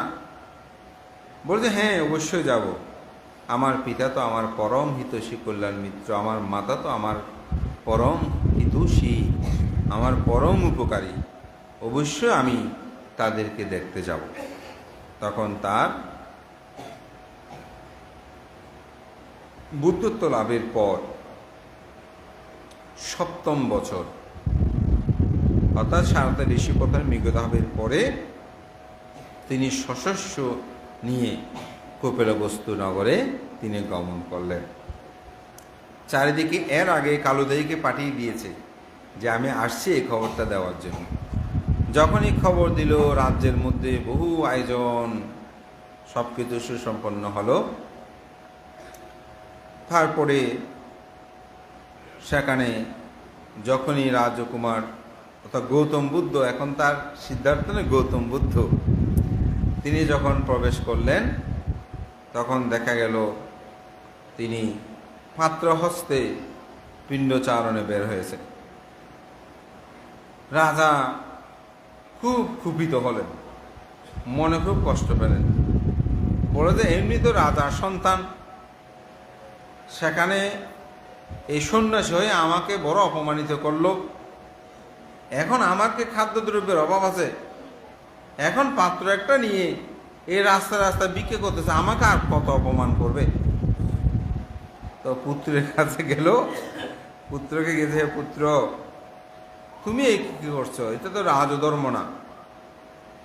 রাজধর্ম তো রাস্তা রাস্তায় এরকম ভিক্ষা করার নিয়ম নাই, আপনি আমাকে আর কত অপমান করবেন? আমাকে অপমান করতে করতে আপনি সন্ন্যাসী হয়ে গেলেন, এখন আবার রাস্তা রাস্তায় ভিক্ষা করতেছেন, আমার সন্তান রাস্তা রাস্তায় ভিক্ষা করবে, এটা আমি কিভাবে মেনে নেব? তখন বুদ্ধ বললেন, হে পিতন, আপনি আপনি যে রাজা, আপনি যে সাক্ষ্য রাজা, আপনার শৌর্য বীর্যের ক্ষমতা সম্পূর্ণতা, আপনার নিয়ম নীতি এগুলো আমি জানি এবং সেটি অবশ্যই সমৃদ্ধশালী, কিন্তু আমি তো সেই বংশের আমি নয়, আমি তো বুদ্ধ বংশের উত্তরাধিকারী। আমি এখন আর সে রাজবংশের উত্তরাধিকারী নাই, আমি এখন বুদ্ধ বংশের উত্তরাধিকারী। দীপঙ্কর পদমূত্তর অন্যান্য সমগ্র পদমূত্র সুমেধ, সেই সমগ্র বুদ্ধের আমি উত্তরস্বরী। তাদের সে বুদ্ধ বংশের নিয়ম হচ্ছে এভাবে পিণ্ডচারণ করে জীবন অতিবাহিত করা। আমি তো আপনার বংশের উত্তর, আপনার বংশের চেয়ে অনেক বেশি পুরনো এই বুদ্ধ বংশ। তো পিতা খুব মনে কষ্ট পেলেন, পেয়ে রাজ অন্তঃপুরীতে তিনি ধর্মসভার আয়োজন হলো, কিন্তু সবাই এসেছে, কিন্তু যশোদারা আসে নাই। তো সবার ধর্ম দেশনা করলো। আমি যে গাথাটা ভাষণ করেছি, ধাম্মাচারী সুচারী নাথাং দুচ্চারিতাং সারি ধাম্মাচারী সুচাংসিতে আসমিং লোকে পারাম, সেখানে দুইটি গাথার মধ্যে এটাও ছিল। এরকম ধর্ম দেশনা যখন করেছে, এখন ধর্ম দেশনার শেষান্তে অনেকে মার্গ জ্ঞান বিভিন্ন ফলে প্রতিষ্ঠিত হয়েছে। তখন তিনি জিজ্ঞাসা করতে, যশোদারা কোথায়? কে? গৌতম বুদ্ধ জিজ্ঞাসা করছেন। তো যশোদারা একটা খবর দিয়েছে, বলে যে আমি যদি শিলবতী শিলময়ী জীবন যাপনের অধিকারী হই, সে যদি সত্যি আমার ভালোবাসাতে সাধ্য, সে সত্যি আমি তার কাছে যাব না, সে আমার কাছে আসবে। তখন সেখানে বলছে, যশোদারা আসেনি, সে বলেছে তার ভালোবাসা যদি সত্যি হয়, সে যদি শিলবতী গুণবতী হয়, অবশ্যই আপনি তার কাছে যাবেন। তখন সভা যখন শেষ হলো, তিনি উঠে দাঁড়ালেন। দাঁড়িয়ে তার সারিপুত্র এবং মহামজ্ঞলায়ন তাদের দুজনকে সাথে নিলেন, নিয়ে তখন কিন্তু আনন্দ প্রধান সেবক হয় নাই। তো তাদের দুজনকে সাথে নিয়ে বলছে, এই সারিপুত্র আনন্দ, আমি তো সমগ্র ক্লেশকে ধ্বংস করেছি, আমি তো মুক্ত পুরুষ, আমার কোনো তৃষ্ণা নাই, আমার কোনো আকাঙ্ক্ষা নাই। কিন্তু যশোদারা, সে তো এখনো মুক্ত পুরুষ হতে পারে নাই। তার আচরণগুলোকে তোমরা এমনভাবে দেখভাল করিও যাতে তার কোনরূপভাবে ক্ষতির কারণ না হয়। তো তাদেরকে সাথে নিয়ে রাজবাড়ির অন্তপুরেই যখন তিনি গমন করলেন, তখন সেখানে যশোদারার রুমে সেখানে গেলেন, সাথে সারিপুত্র মজ্ঞলায়নও সাথে আছে। হঠাৎ দেখার সাথে সাথে দূর থেকে তিনি খুব দ্রুত দূরে এসে তার পদযুগলে মস্তক রেখে, তার যেন দীর্ঘ 7 বছর পরেই এটি দেখা, সবাই সেখানে সেই অশ্রুসিক্ত হলো, কে? যশোদারা।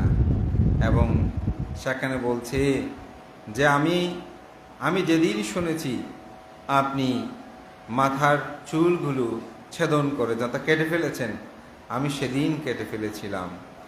যেদিন আমি শুনেছি আপনার রাজভূষণ আপনি পরিত্যাগ করেছেন, সেদিন থেকে আমি জীর্ণতা অবলম্বন করেছি। আমি যেদিন থেকে শুনেছি আপনি একাহারী হয়েছেন, আমি সেদিন থেকে একাহারী হয়েছি। আমি যেদিন শুনেছি আপনি পালঙ্কে কখনো শয়ন করেন নাই, সেদিন থেকে আমি মাটিতেই শয়ন করেছি। আজকে আমার সেই দীর্ঘদিনের শিলব্রত জীবনের যেন সার্থকতা হলো, আপনি সত্যিই আমার কাছে আসলেন। তখন মা বাবা অন্যান্য সবাই এসেছে, স্বাভাবিক তাদেরকে দেখে তিনি আর একটু সংবরণ হলেন। সেখান থেকে তিনি চলে গেলেন। চলে যাওয়ার পর দিবসের 7 দিন অতিবাহিত নিগ্রোধারামে গিয়ে বুদ্ধ সেখানে অবস্থান করতেন। রাজা চিন্তা করছেন, 7 দিন তো 6ষ্ঠ দিন তো 7 দিবসে রাজা রাজপ্রাসাদে সকল ভিক্ষু সঙ্গকে তিনি ফাং করে এই দানাদি কুশলময় কর্ম সম্পাদনা আদি তিনি করেছিলেন।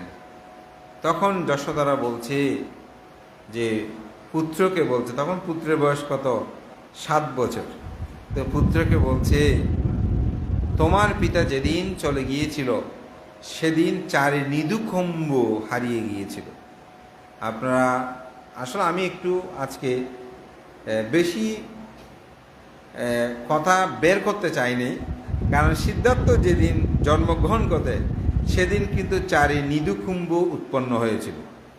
ওখানে আনন্দের জন্ম, তারপর খন্তকের জন্ম, বুধিবৃক্ষের জন্ম, এরকম 8টি জন্ম আছে। কারণ আমি চেয়েছি, কারণ আসলে বুদ্ধের যশোদারার জীবন বললে তো যেহেতু তিনি সিদ্ধার্থের অর্ধাঙ্গিনী ছিলেন আমরা যেটা বলবো, সুতরাং অনেক কথা সেখানে চলে আসবে। আমি আর যশোদারার জীবনী বলে শেষ করতে পারবো না, সেজন্য আমি বেশি কিছুতে যাইনি, জাস্ট সোজা পটটাতে যেতে চেয়েছি।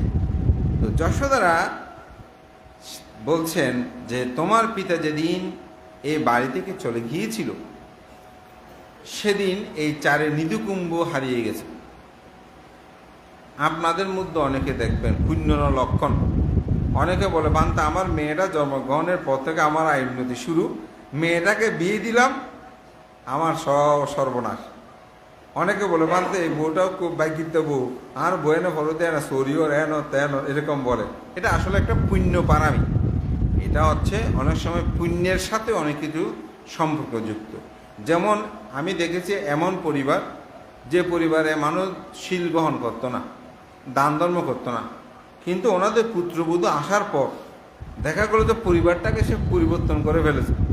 পরিবারে সবাই দান ধর্ম পুণ্যকর্ম করে, তাহলে আরেক জন্ম গ্রহণ করলে ওই নারী যেদিন সে ঘরে প্রবেশ করবে পুণ্য পারামিগুলো তখন ফল প্রদান করতে শুরু করবে। এটা সেরকম যে এটা আসলে কোনো মানুষটার মধ্যে ভাগ্য যে না, মানুষটার পুণ্য পারামি।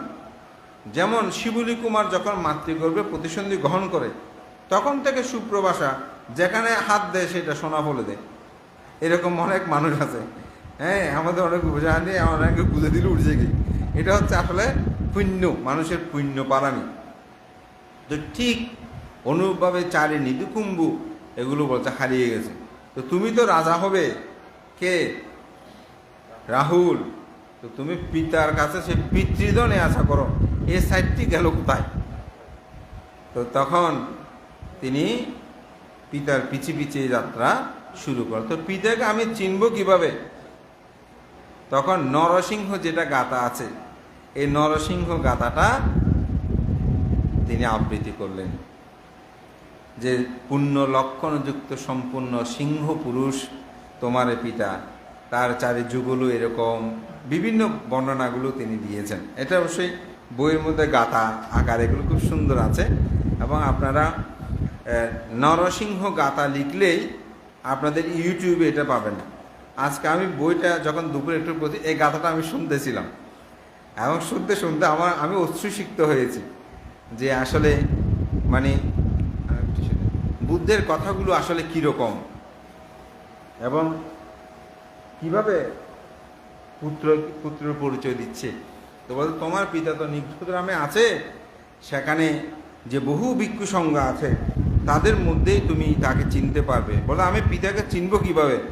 তখনই এই নরসিংহ গাথাটা আবৃত্তি করেছেন এবং তিনি পিতাকে গিয়ে তো পিতার কাছে যখনই তিনি গিয়ে উপস্থিত হয়েছেন, কোথায়? ওই রাজসভার সেখানে। তখন সেই পিতার সাথে কথা বলছে ঠিক, কিন্তু তার মা যে কথাটা বলতে বলেছে সে সেগুলো বলতে ভুলে গেছে। মানে পিতার সাথে কথা বলছে যে আপনি কি শ্রমণ গৌতম? বলেছে হ্যাঁ আমি শ্রমণ গৌতম। তো আরও কিছু এরকম কথা বলতে বলতে পিতৃদন যে ইয়াচা করার জন্য চাওয়ার জন্য বলতে সেটা সে ভুলে গেছে। যখনই সে রাজপ্রাসাদ ত্যাগ করে চলে যাচ্ছে, কিছুদিন যাওয়ার পর তার মনে পড়ল, বলে যে আমি তো পিতৃদন ইয়াচা করে, মা বলেছে যে, যেহেতু তার বয়স ছিল আসলে ছোট, তখন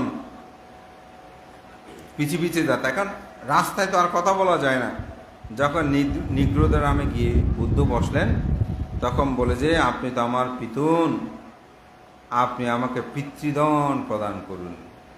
আমার মা বলেছে আপনার কাছে পিতৃধন চাইতে। তখন গৌতম বুদ্ধ চিন্তা করছেন আমি তাকে কি পিতৃধন দেব।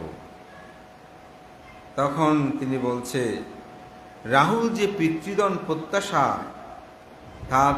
তা তো ক্ষণস্থায়ী।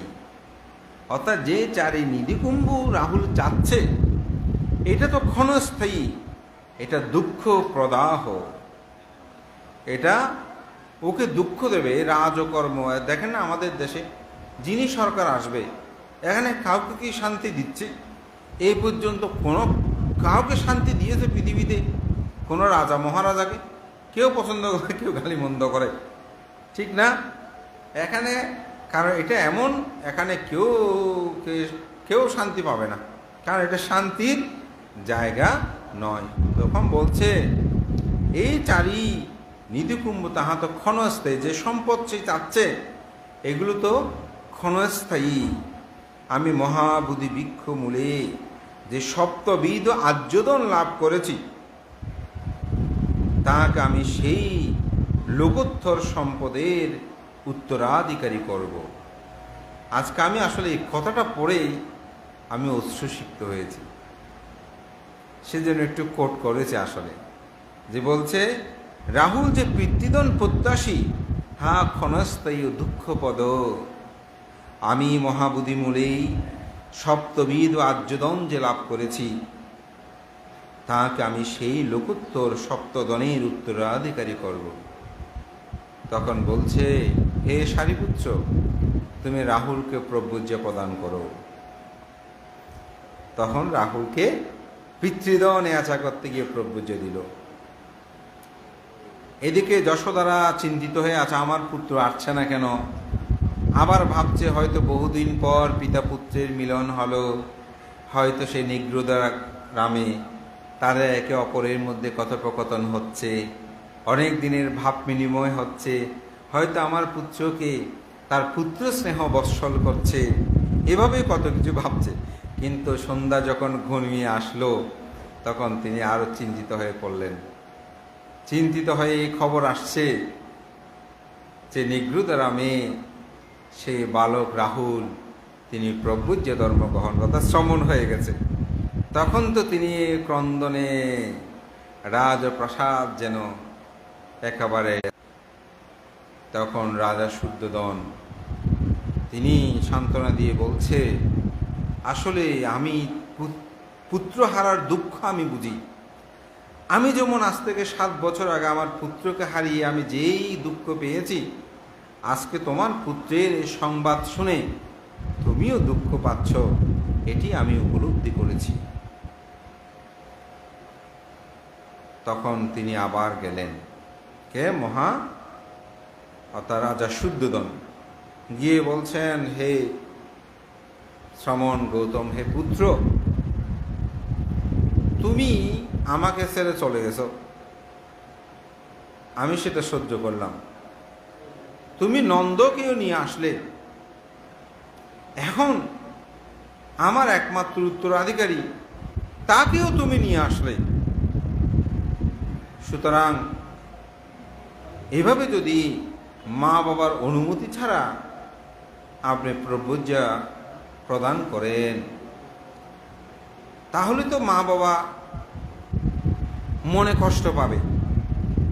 সুতরাং আমি মনে করি মা বাবার অনুমতি নিয়ে প্রব্রজ্য দেওয়াটা বিধিও। তখন বুদ্ধ সেই থেকে আইন করলেন, কেউ যদি প্রব্রজ্য ধর্ম গ্রহণ করতে চায়, উপসম্পদা নিতে চায়, তাহলে পিতামাতার অনুমতি লাগবে। রাহুলকে নিয়ে তথাগত বুদ্ধ চলে গেলেন। ইতিমধ্যে রাজা শুদ্ধোদন অসুস্থ হলেন। তখন বৈশালীর কুটাগারায় তথাগত বুদ্ধ অবস্থান করছেন। সেখান থেকে আসলে সময়টা চলে যায়, কাহিনীগুলো তো খুব অনেক কথা, সব আসলে বলতে সময়ের প্রয়োজন হয়, যেগুলো অনেকটা জীবন কথা, তো এটা বিশাল। কারণ প্রায় ৭৮ বছরের জীবন কাহিনী যশোদারার। তো ৭৮ বছরের জীবন কাহিনী শুধু তা নয়, চারে অসংখ্য লক্ষাধিক গল্পের আগের জীবনীও অনেক আছে এখানে, মাঝে মাঝে গল্প, এগুলো বলতে সময় নাই। তো এটা তো আসলে ঘন্টা দেড়েকের মধ্যে ব্যক্ত করাটা সহজ নয়। আমি যতটুকু পারি মূল বিষয়টা আপনাদেরকে বোঝানোর জন্য বলছি। তখন রাজরত্নপুরী অনেকটা বলা যায় পুরুষ শূন্য হয়ে পড়েছে, কারণ আনন্দ থেকে শুরু করে নাপিত, উপালি, ভিগু, তারা সবাই চলে গেছে বুদ্ধের কাছে। যখন রাজা অসুস্থ হলেন, রাজা শুদ্ধোদন তখন খবর পাঠালো। তখন বৈশালীর কুটগারা থেকে তথাগত বুদ্ধ আবার আসলেন। এসে পিতাকে মহাধর্মপাল ও জাতক দেশনা করলেন।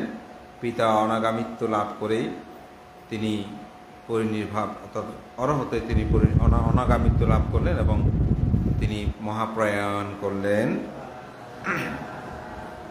তথাগত বুদ্ধ তখন রাজপুরীর অনেকটা পুরুষ শূন্য হয়ে পড়েছে।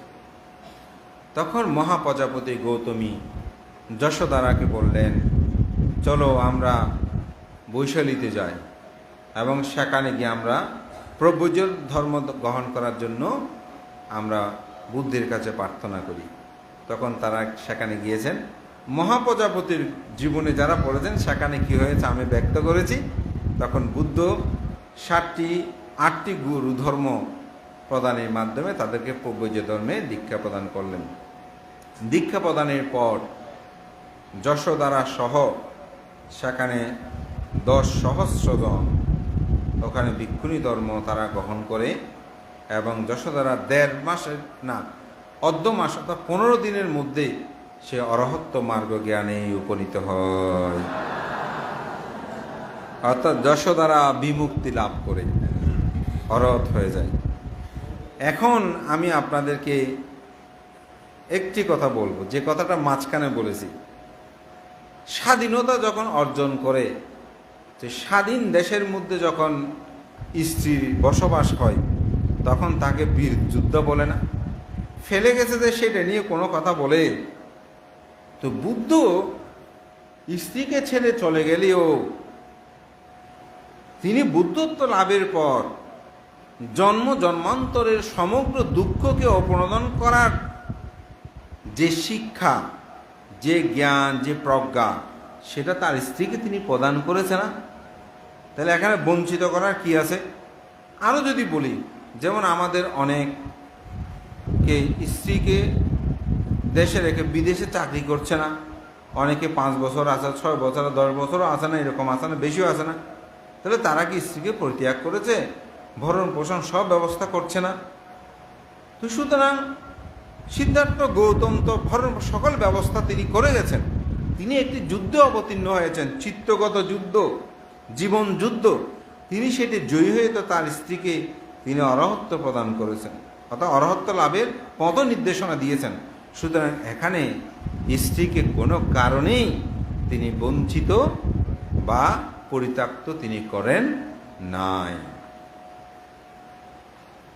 তিনি স্ববিহারী হয়ে এরপর যখন তথাগত বুদ্ধ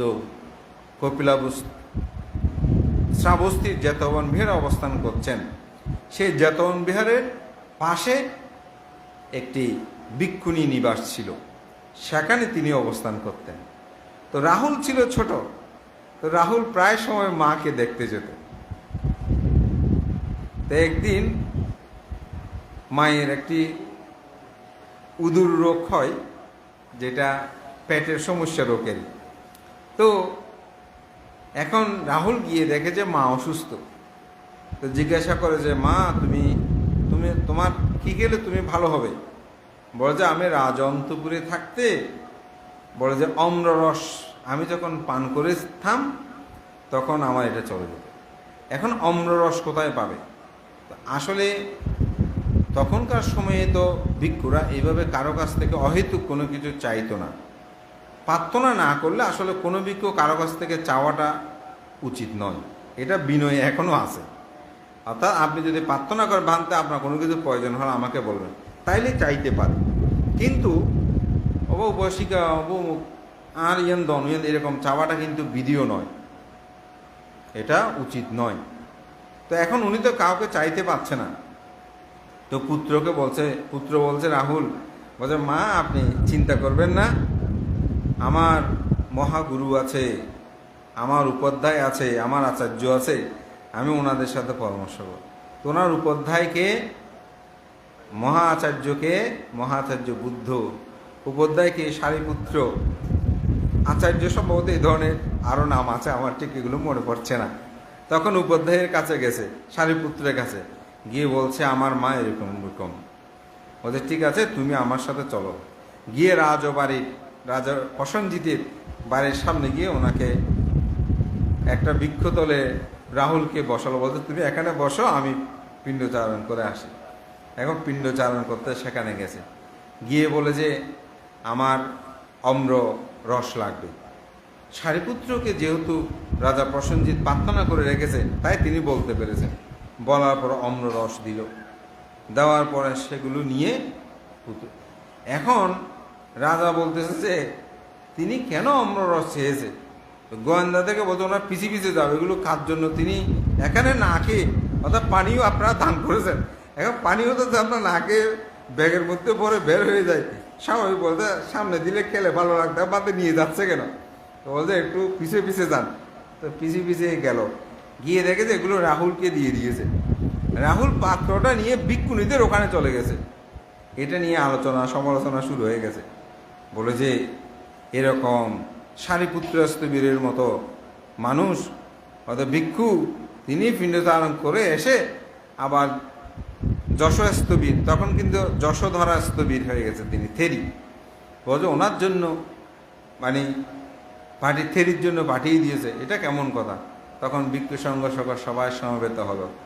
সমবেত হয়ে বুদ্ধ বলছেন শুধু এই জন্মে নয়, অতীত জন্মেও সারিপুত্র এইভাবে যশোদারাকে আরোগ্য লাভের জন্য তাকে ওষুধ সদৃশ্য বৈষজ্য দান করেছে।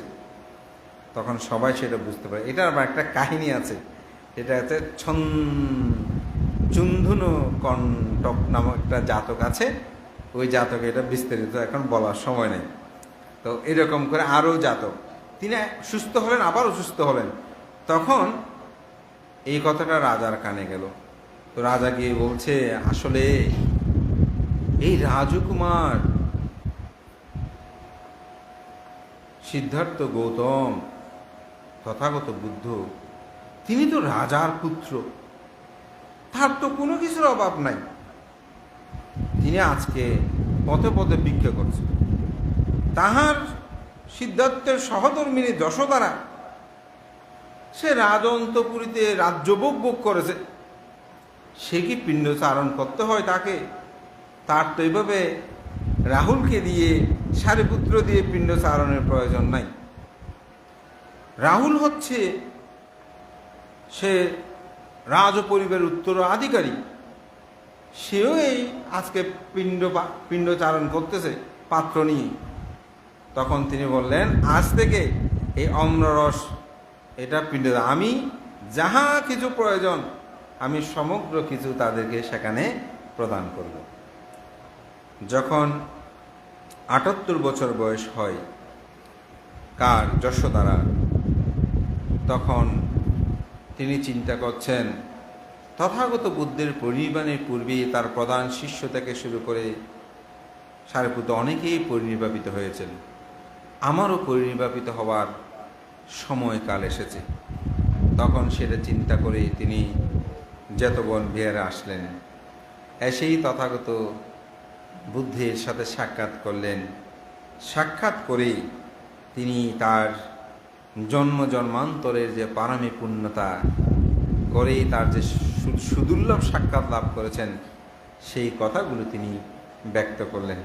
সেই কথাগুলো আসলে খুব সুন্দর, এখানে বলতে গেলে সময় একটা বিষয় আছে, তবু আমি এরকম একটি বলি যে আমি যখন হংসবতী নগরে প্রথম আপনার সাক্ষাৎ লাভ করে দুজনেই মিলে একই সাথে পুষ্পদা অর্ঘ্য নিবেদন করে বুদ্ধের কাছে প্রার্থনা করেছিলাম, যতদিন পর্যন্ত আপনি বুদ্ধত্ব লাভ করবেন না ততদিন যেন আমি আপনার সান্নিধ্য লাভ করি, আপনার সহধর্মিণী রূপে আমার জন্মান্তরে যেন আমি জীবনটাকে অতিবাহিত করতে পারি। সেইটি এই জন্মে আমার পুণ্যতা হয়েছে, আমি তার পুণ্যতা আজকে লাভ করেছি। তখন তথাগত বুদ্ধ বললেন, হে যশোদারা, তুমি আমার পরম হিতৈষী কল্যাণ মিত্র।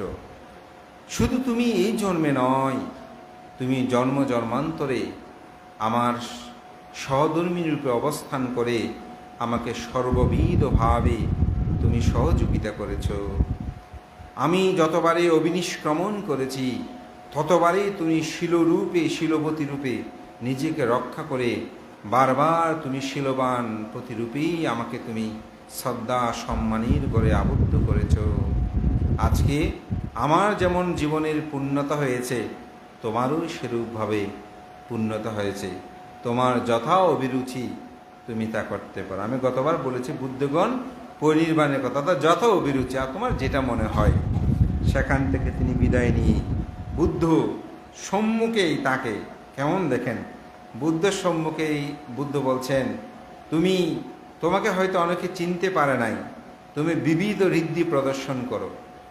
তখন বুদ্ধ নির্দেশে তিনি প্রথম ধ্যান, দ্বিতীয় ধ্যান, তৃতীয় ধ্যান, চতুর্থ ধ্যান অনুলোম প্রতিলোম ভেবে তিনি ঋদ্ধি প্রদর্শন করে আকাশে উঠছে, সেখান থেকে পড়ছে, এভাবে ঋদ্ধি প্রদর্শন করতে লাগলো। বুদ্ধ এটা করার কারণ ছিল যাতে তাদের মধ্যে শ্রদ্ধা, অশ্রদ্ধামানের শ্রদ্ধা উৎপন্ন হয়, শ্রদ্ধামানের শ্রদ্ধা আরও প্রবৃদ্ধি হয়। এই কারণেই এটি প্রদর্শন করলেন। যখনই প্রদর্শন করলেন, এরপরে তিনি তার একজন নয়, সেখানে সহস্র জনের অধিক সবাই মার্গ জ্ঞান লাভী তারা ধ্যানস্থ হলেন। এই ধ্যানে যে বসেছে সেখানেই তিনি অনুপাদেশে নির্বাণে নির্বাপিত হলেন। তো বসার মধ্যে নির্বাণ লাভ করেছে এই যশোদারা, এটা আমি আজকে জানলাম। বসার মধ্যে কেউ নির্বাণ গিয়েছে এটা আমি আগে জানতাম না। তা আপনারা যে আমাকে এই জীবনীটা বলতে বলেছে, তিনি আমার পরম উপকার করেছেন। আমি অনেক অনেক নতুন তথ্য পেয়েছি এবং এই বিষয়টা আমি আরও 4 ঘন্টা বলতে পারো। অথবা আজকের দেশনে আমি ডালপালা কোথায় জানি, সোজা কথা বলেছি, যেও কথা এখানে এখনও শেষ হয় না, আরও 4 ঘন্টা বলা যাবে বানতে। কেন? কারণ যশোদারার জীবনের সাথে সিদ্ধার্থের জীবন এবং গৌতম বুদ্ধের জীবনের অনেক বিষয় এখানে নিহিত রয়েছে। তো বিশেষ করে আমাদের একজন লেখক অমল বাবু, তিনি যশোদারা নামে একটি বই লিখতে, আমার বইটা উনি এসে আমাকে দিয়ে গেছেন। আমি জিজ্ঞাসা করছি, আমাদের বইটা কি আপনি একটা বই লিখেছিলেন উপাসক? তো বলছে, ভান্তে আমি তো শুক্রবার ছাড়া সময় পাই না, তো আপনি যদি থাকেন আমি একদিন আসবো। আমি বললাম, উপাসক এটা আমার বেশি প্রয়োজন, আমি সংগ্রহ করব। তা আমি সংগ্রহ করার আগেই এই উপাসক তিনি খুব ভালো লিখেন, অনেকগুলো বই তিনি লিখেছেন এবং বর্তমানে বাংলাদেশে একজন পরিচিত লেখক উনি। তো অমলবাবু তিনি যশোদারাকে নিয়ে বইটি লিখে আমাদেরকে উপকার করেছেন। এটা ললিত বিস্তর থেকে শুরু করে বহু গ্রন্থের তিনি এখানে সারমর্ম উপলব্ধি করে একটি সুন্দর গ্রন্থ এখানে তিনি উপস্থাপনা করে আমাদেরকে কৃতার্থ করেছেন। তো যাই হোক, উপাসককেও ধন্যবাদ জানাই। আমাদের শ্রদ্ধেয় শিলভদ্র ভান্তের তিনি যে থেরিগাথা থেকে শুরু করে আমাদের সুগত বংশবান্তের যে যশোদা, আমি বইটি অনেক আগে পড়েছিলাম, তো বইটা আসলে খুঁজে পাচ্ছি না। তো খুঁজে না পাওয়ার কারণ, বই কাউকে দিলে এই বই আর আসে না। তো মাঝে মধ্যে যখন প্রয়োজন হয় খুঁজে পাওয়াটা, আর আমার এত বই হয়ে গেছে সত্যিকার অর্থে। আগে একটা ভালো ছিল, বই আমি কোথায় রাখতাম, নিজে রাখতাম যে খুঁজে পেতাম। এখন আমি ওদেরকে রাখতে দিই, ওরা রাখে, এখন আমি খুঁজে পাওয়াটা খুব কঠিন। তো যাই হোক, আমি এইটুকু আপনাদেরকে বলবো, আসলে যশোদারার জীবন যে অর্থাৎ স্বামীর প্রতি যে ভক্তি, এটা একটা মহান শিক্ষণীয় ব্যাপার। এবং নিজের জীবনের চারে অসংখ্য লক্ষাধিক কল্প পারমিক সম্ভার পূরণে একই সাথে জন্ম জন্মান্তরে সাক্ষাৎ, এটি আসলে আমাদের সবাইকে খুব ভাবিত করে। মানুষের জীবনগুলো আসলে এক বিচিত্রময়, আমার কাছে খুব অবাক লাগে। এই যে হংসপতি নগরে মানে তাপস্যমেধ তাপস এসেছে দেখার জন্য অম্ল সংগ্রহ করবে, অর্থাৎ লবণ সংগ্রহ করতে পাহাড় থেকে মাঝে মধ্যে ঋষিরা আসেন। তো ওই রকম এসেছে যে সেখানে যার সাথে দেখা হলো, আবার তার বুদ্ধ হবার কথা শুনে তিনি বলছে যে আমি তার ফুল দিয়েছি, আমি এই পুণ্য দিয়ে প্রার্থনা করি তার সাথে যেন আমার দেখা হয়। মানুষের যে এই যে জন্ম জন্মান্তর সাক্ষাৎ পারমী পূর্ণতা, সেজন্য আসলে প্রার্থনা করতে জ্ঞান প্রজ্ঞার প্রয়োজন। যদি সঠিকভাবে আপনি সে প্রার্থনাটা সুসম্পন্ন করেন এবং পুণ্য চেতনা থাকে, তাহলে সেই পুণ্যতা মানুষ লাভ করতে পারে। এই যশোদারার জীবন থেকে আমাদের অনেকগুলো শিক্ষণীয় বিষয় আছে। পুত্রকে তিনি কীভাবেই পিতৃদয় নেয়াচা করতে গিয়ে, তো আপনার রাহুল চরিত কিন্তু একটা বই আছে, রাহুলের জীবনী। তো এবং বুদ্ধ যখন জেতবনে দেশনা করছেন তখন বলছেন যে হে উপাসক উপাসিকাগণ, যত ভিক্ষুণী আছে সমগ্র ভিক্ষুণীর মধ্যে অভিজ্ঞানে অর্থাৎ অভিজ্ঞতার জ্ঞানে শ্রেষ্ঠ হচ্ছে যশোদারা। যশোদারা কিন্তু এটা একটা উপাধি লাভ করেছে, যেমন সারিপুত্র ধর্ম সেনাপতি, আনন্দ প্রধান সেবক, আর অভিজ্ঞানে শ্রেষ্ঠ হচ্ছে যশোদারা। এই উপাধিটা তিনি লাভ করেছেন। এটা না বললে আজকের দেশনাটা অসম্পূর্ণ থেকে যেত। তো যাই হোক, সবার মঙ্গল সুখ কামনা করছি। সবাই খুব আগ্রহ ধৈর্য সহকারে সবাইকে দেখলাম একাগ্র মনে আপনার শ্রবণ করছেন। তো আসলে কথা না বললে চুপে সারে যদি শুনে একাগ্র চিত্তে, যিনি দেশক আমি নয় যে কোনো কেউ বলতেও ভালো লাগে, দেশকের কথাগুলোও মধুময় হয়ে ওঠে। তো আমাদের এই বিহারে একটা খুব ভালো দিক, আমরা যখনই ধর্ম দেশনা শুরু করি আপনাদের মধ্যে একটা নীরবতা নিস্তব্ধতা থাকে। এই নীরবতা নিস্তব্ধতা একজন দেশককে তার দেশনাগুলোকে আমি মনে করি উপস্থাপনা করতে সহযোগিতা করে। তো সামনে তো আমাদের আর একটা মাত্র আসলে উপসদ অর্থাৎ বিশ্বভিত্তিক আলোচনার সুযোগ আছে। অবশ্যই আমি আপনাদেরকে বলেছিলাম সকালবেলা কোন বিষয়টা নিয়ে আলোচনা করব আপনারা বলেন। তো যদি না বলেন আমি নিজে নির্ধারণ করে একটা হয়তো বলবো, যেহেতু এবার মহাপ্রজাপতি গৌতমী যশোদারা এবং আলোচনা হয়েছে, তো এখন সম্ভবত আগামীবারে হয়তো রাহুল চরিত নিয়ে একটু আলোচনা করব। যদি আপনাদের কোনো পছন্দ থাকে সেটাও বলবেন। তো আপনাদের রাহুলও কিন্তু অরহত হয়েছিলেন, আপনারা জানেন কিনা জানি না। এবং অশীতি শ্রাবকের মধ্যে রাহুলকে শিক্ষানবিশদের মধ্যে শ্রেষ্ঠ বলা হয়েছিল, অর্থাৎ ছাত্রদের মধ্যে শ্রেষ্ঠ ছাত্র এরকম তাকে উপাধি প্রদান করা হয়েছিল। তো সবার মঙ্গল সুখ কামনা করছি, সবার মধ্যে ধর্ম জ্ঞান ও চক্ষু উৎপন্ন হোক, সবাই যেন স্বামীর প্রতি যেন আমরা শ্রদ্ধাশীল হই, স্বামীর প্রতি মান্য করে আজকে শিক্ষা থেকে আমরা এগুলো লাভ করতে পারি। এবং শুধু স্বামী হলে হবে না, স্বামীদেরও উচিত স্ত্রীর প্রতি দায়িত্ব কর্তব্যগুলো যথাযথভাবে প্রতিপালন করা, যেমন তথাগত বুদ্ধ তিনি তা সম্পাদন করেছেন। তো এখানে যদি যাদবগুলো বলতে পারতাম তাহলে আপনারা আরও বুঝতে পারতেন স্বামী হিসেবে স্ত্রীর প্রতিও যে দায়িত্ব কর্তব্য সিদ্ধার্থ অর্থাৎ বুদ্ধিসত্ত্ব বুদ্ধিসম্ভার পারামি পূর্ণতা তিনি করেছেন, সেটা প্রতীয়মান হতো। সবার মধ্যে ধর্মচক্ষু উৎপন্ন হোক, ধাম্মচারী ইহ পরলোকে তারা সুখে জীবন যাপন করে, সেরূপ সুখী জীবনযাপন এই পত্র ব্যর্থ করে আমার নাতি দীর্ঘ ধর্মকথা এখানে শেষ করছি। জগতের সকল প্রাণী সুখী হোক।